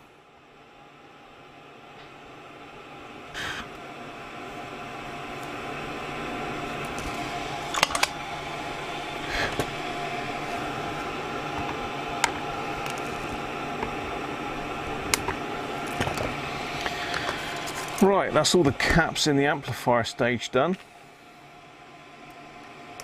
Let me screw that back on while I think of it, because otherwise I'm going to forget. That's a heat sink.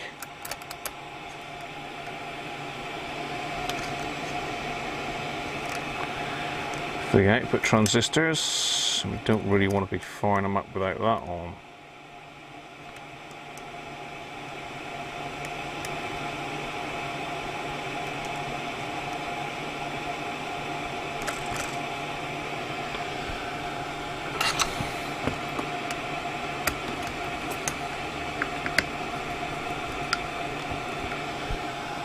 Right, that's that one done.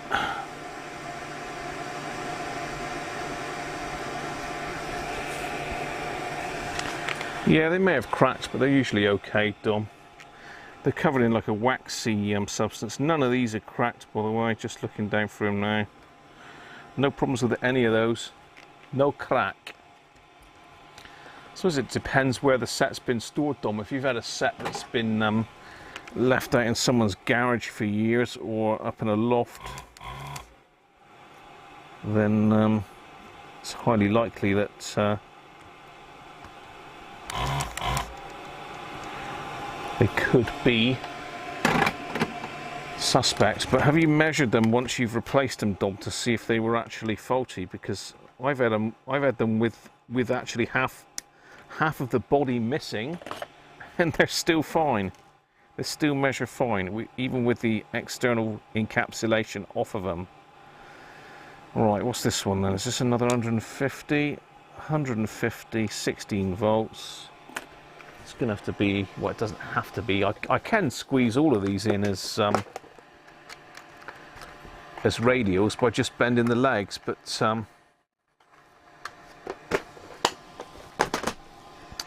in for a penny, in for a pound. I've agreed a price for this with the owner, so I'm going to stick to that no matter what caps I put in.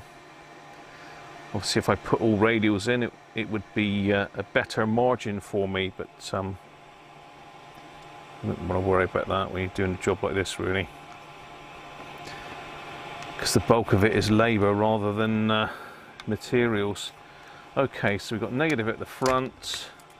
And this is a particularly awkward one to get at, which is why I've cut the leg off, because it's buried deep in amongst all of this wiring. Yes, they are very pretty.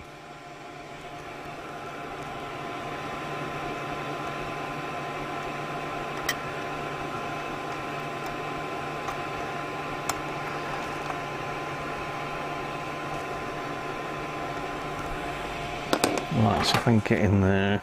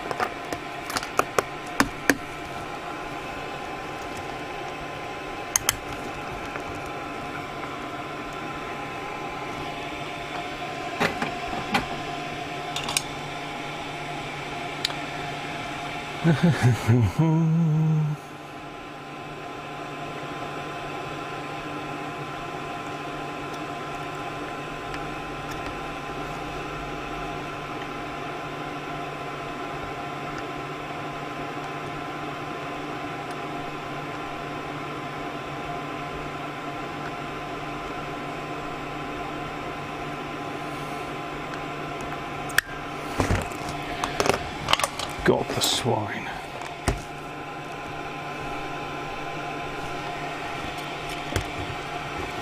I forgot what I said now. Did I say negative to the front? I think I did. What have I done with the replacement? It was right here a second ago. There we are. I believe it's negative to the front. I can check the other chassis just to make 100% sure. Yeah.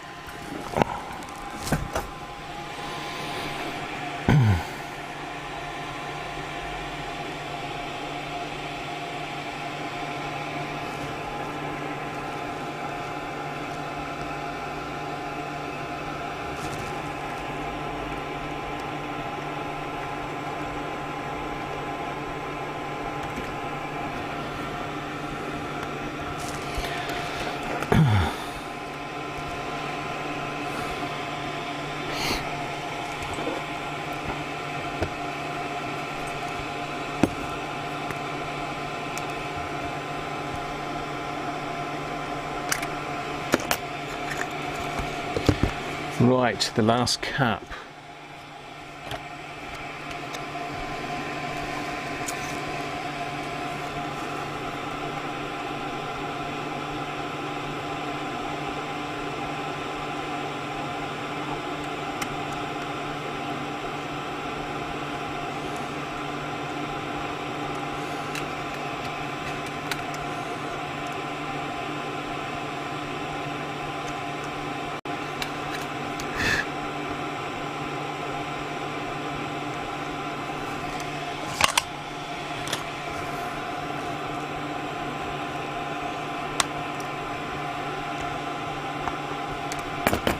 Yeah, that's the hardest one to do, I think, that one.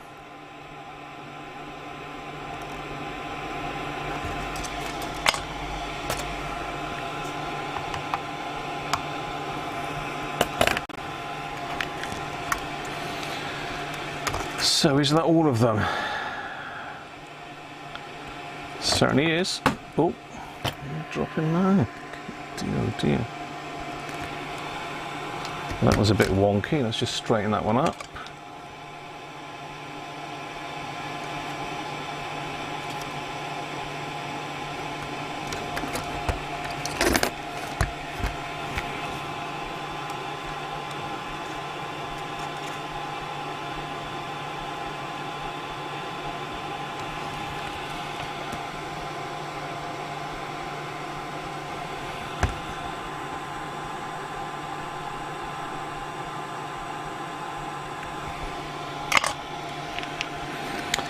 There you are.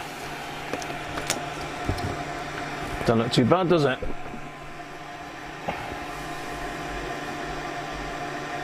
Bag of sweeties. Yeah, you can still get some tropical fish caps. I got quite a few there. But as I say, I rarely change them.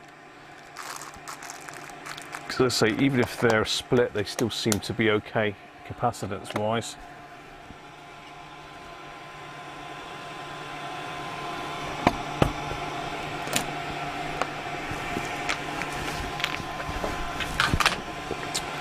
Wow,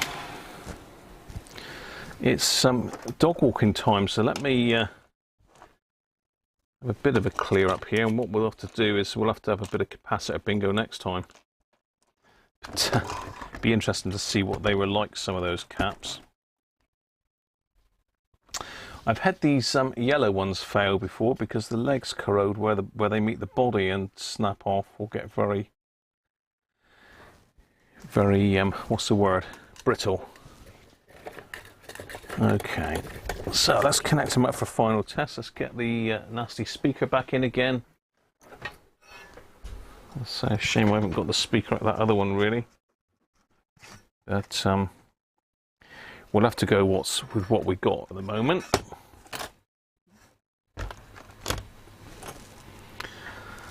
Let's connect it back up. Excuse me.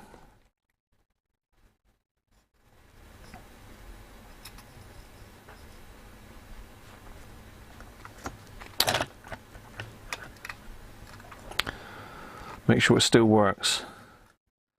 I mean, really, if you're doing this and you're just starting out, then you need to test as you go, really. Each cap you change, you should just fire it back up, just make sure it's all okay. I mean, I may have got some of these the wrong way round. Hopefully I haven't, because I have done it fairly quickly, but right. As we were then, let's connect VHF aerial.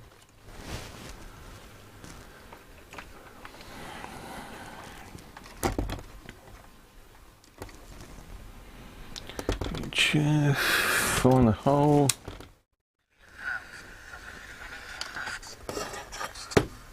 The person's green tube runner and one of the men behind the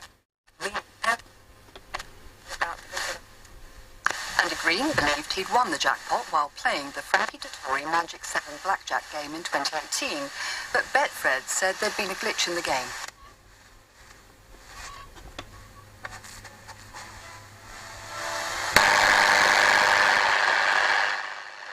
Excuse me.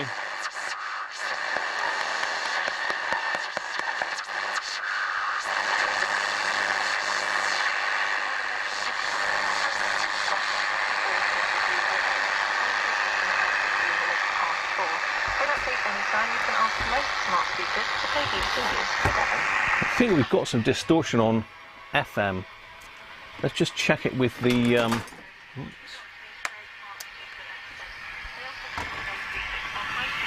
blocked near the petrol station. That's due to an accident on the A361 near Swinbridge. There's slow moving traffic in both directions due to roadworks, similar to the one in 2018 involving between the A38 and Matt. Competition for the region. Final in May.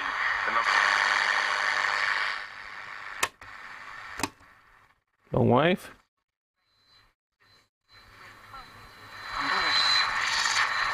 Great, thank you very much. 5 past 5. Well, we've been waiting for the evidence to be processed, and this afternoon the results of multiple regulatory assessments of the AZ vaccine have been coming through, and it's pretty easy to summarise. It does seem the vaccine causes the rare blood clots, but for most groups, you're playing it safer for yourself by getting the vaccine or by not doing so. First out of the blocks today, just with the European Medicines Agency. This was the top line from its press briefing, with its executive director. Look at that one. He's laughing. Safety Committee, the Pharmacovigilance and Risk Assessment Committee of the European Medicines Agency, has confirmed that the benefits of the AstraZeneca vaccine in preventing COVID-19 overall outweigh the risks and side effects. I need to get another speaker. Oh, Graham, you've missed me again. Unions representing both SNAs and teachers have welcomed the development. The INTO and Forza both said priority vaccination should now be rolled out to all. Yeah, like I say, FM is either needs alignment or someone's been in there messing with the... Yeah, someone's been in the FM module on this one. That ain't good. So we might need a bit more work on this one on FM yet, or was that touch in there?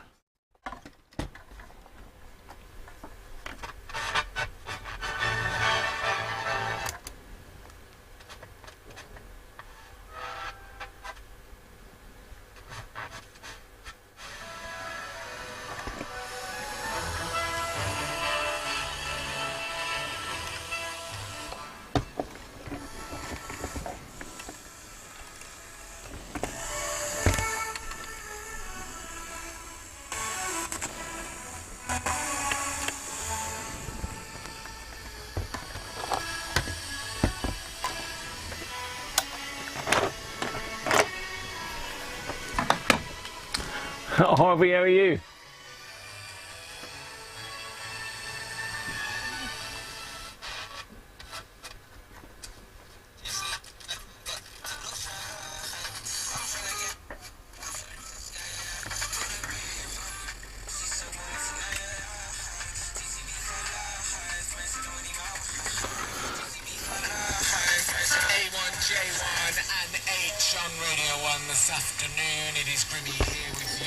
Yeah, I can see scratching in here where someone's been in here.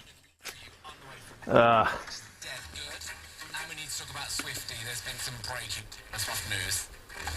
Before, let's get this. The UK's official number one. This is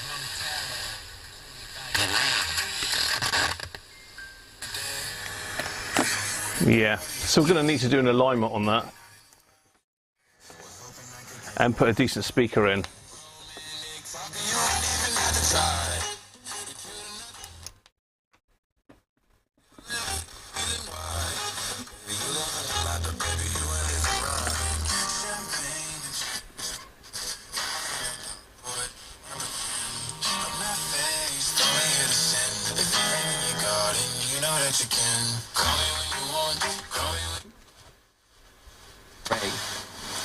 The second point is that those who have received their first dose of AstraZeneca vaccine should continue to be offered the same. There you go, people. It's working.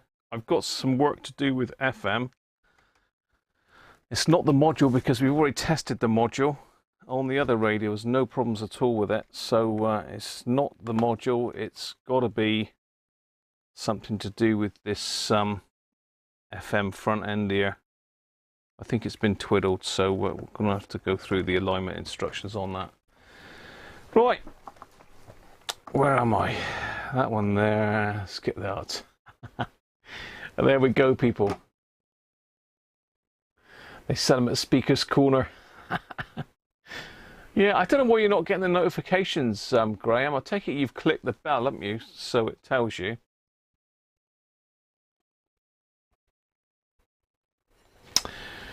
Right. How are we doing? Speakers had it, isn't it? Hello, DE3HPG. I think that's you, Peter, isn't it?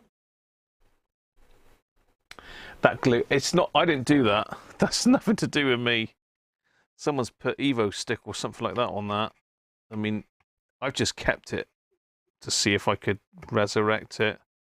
I probably could. I was just going to use it as a test speaker, really. Fix it with a bit of, what am I trying to say? A bit of tissue paper. As you can see, someone's done a real number on that one.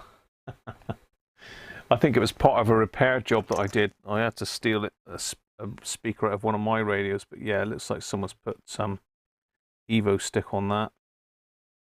Isopropyl may get that Evo stick off, but it's quite a bad tear in it, look. Yeah, don't try repairing it with Evo stick. Just a bit of tissue paper and some PVA works fine. Bit of tissue paper and some PVA works a treat. I don't know what's happening, Theo, because I mean, I usually put a notification out myself on my community page saying that I'm going on live and what time I'm going on. I didn't have time to do that today. But, I mean, I get a notification after I've gone live. It literally, the notification comes out when I'm live, which isn't great, is it? Can you fix a tear? Yes, you can. You've got to basically use some tissue paper like they used to wrap things with, Graham, and a bit of PVA glue. I've got another one to do here actually that's got to go back for a customer, so I've got to repair a couple.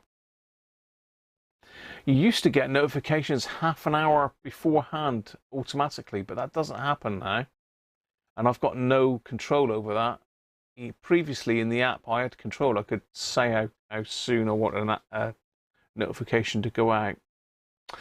Well, people, I'm off. Thanks for joining me today. And we hope you've enjoyed that. We've got it working, but I'm not happy with FM. FM doesn't sound good. So we need to work on that. So cheers for now, and I'll catch you on Sunday where we'll be finishing off Sean's radio, hopefully. So bye for now. And don't forget to click the old thumbs up if you've enjoyed it, and feel free to leave some comments below. Cheers everyone. And I will see you on Sunday. Bye for now.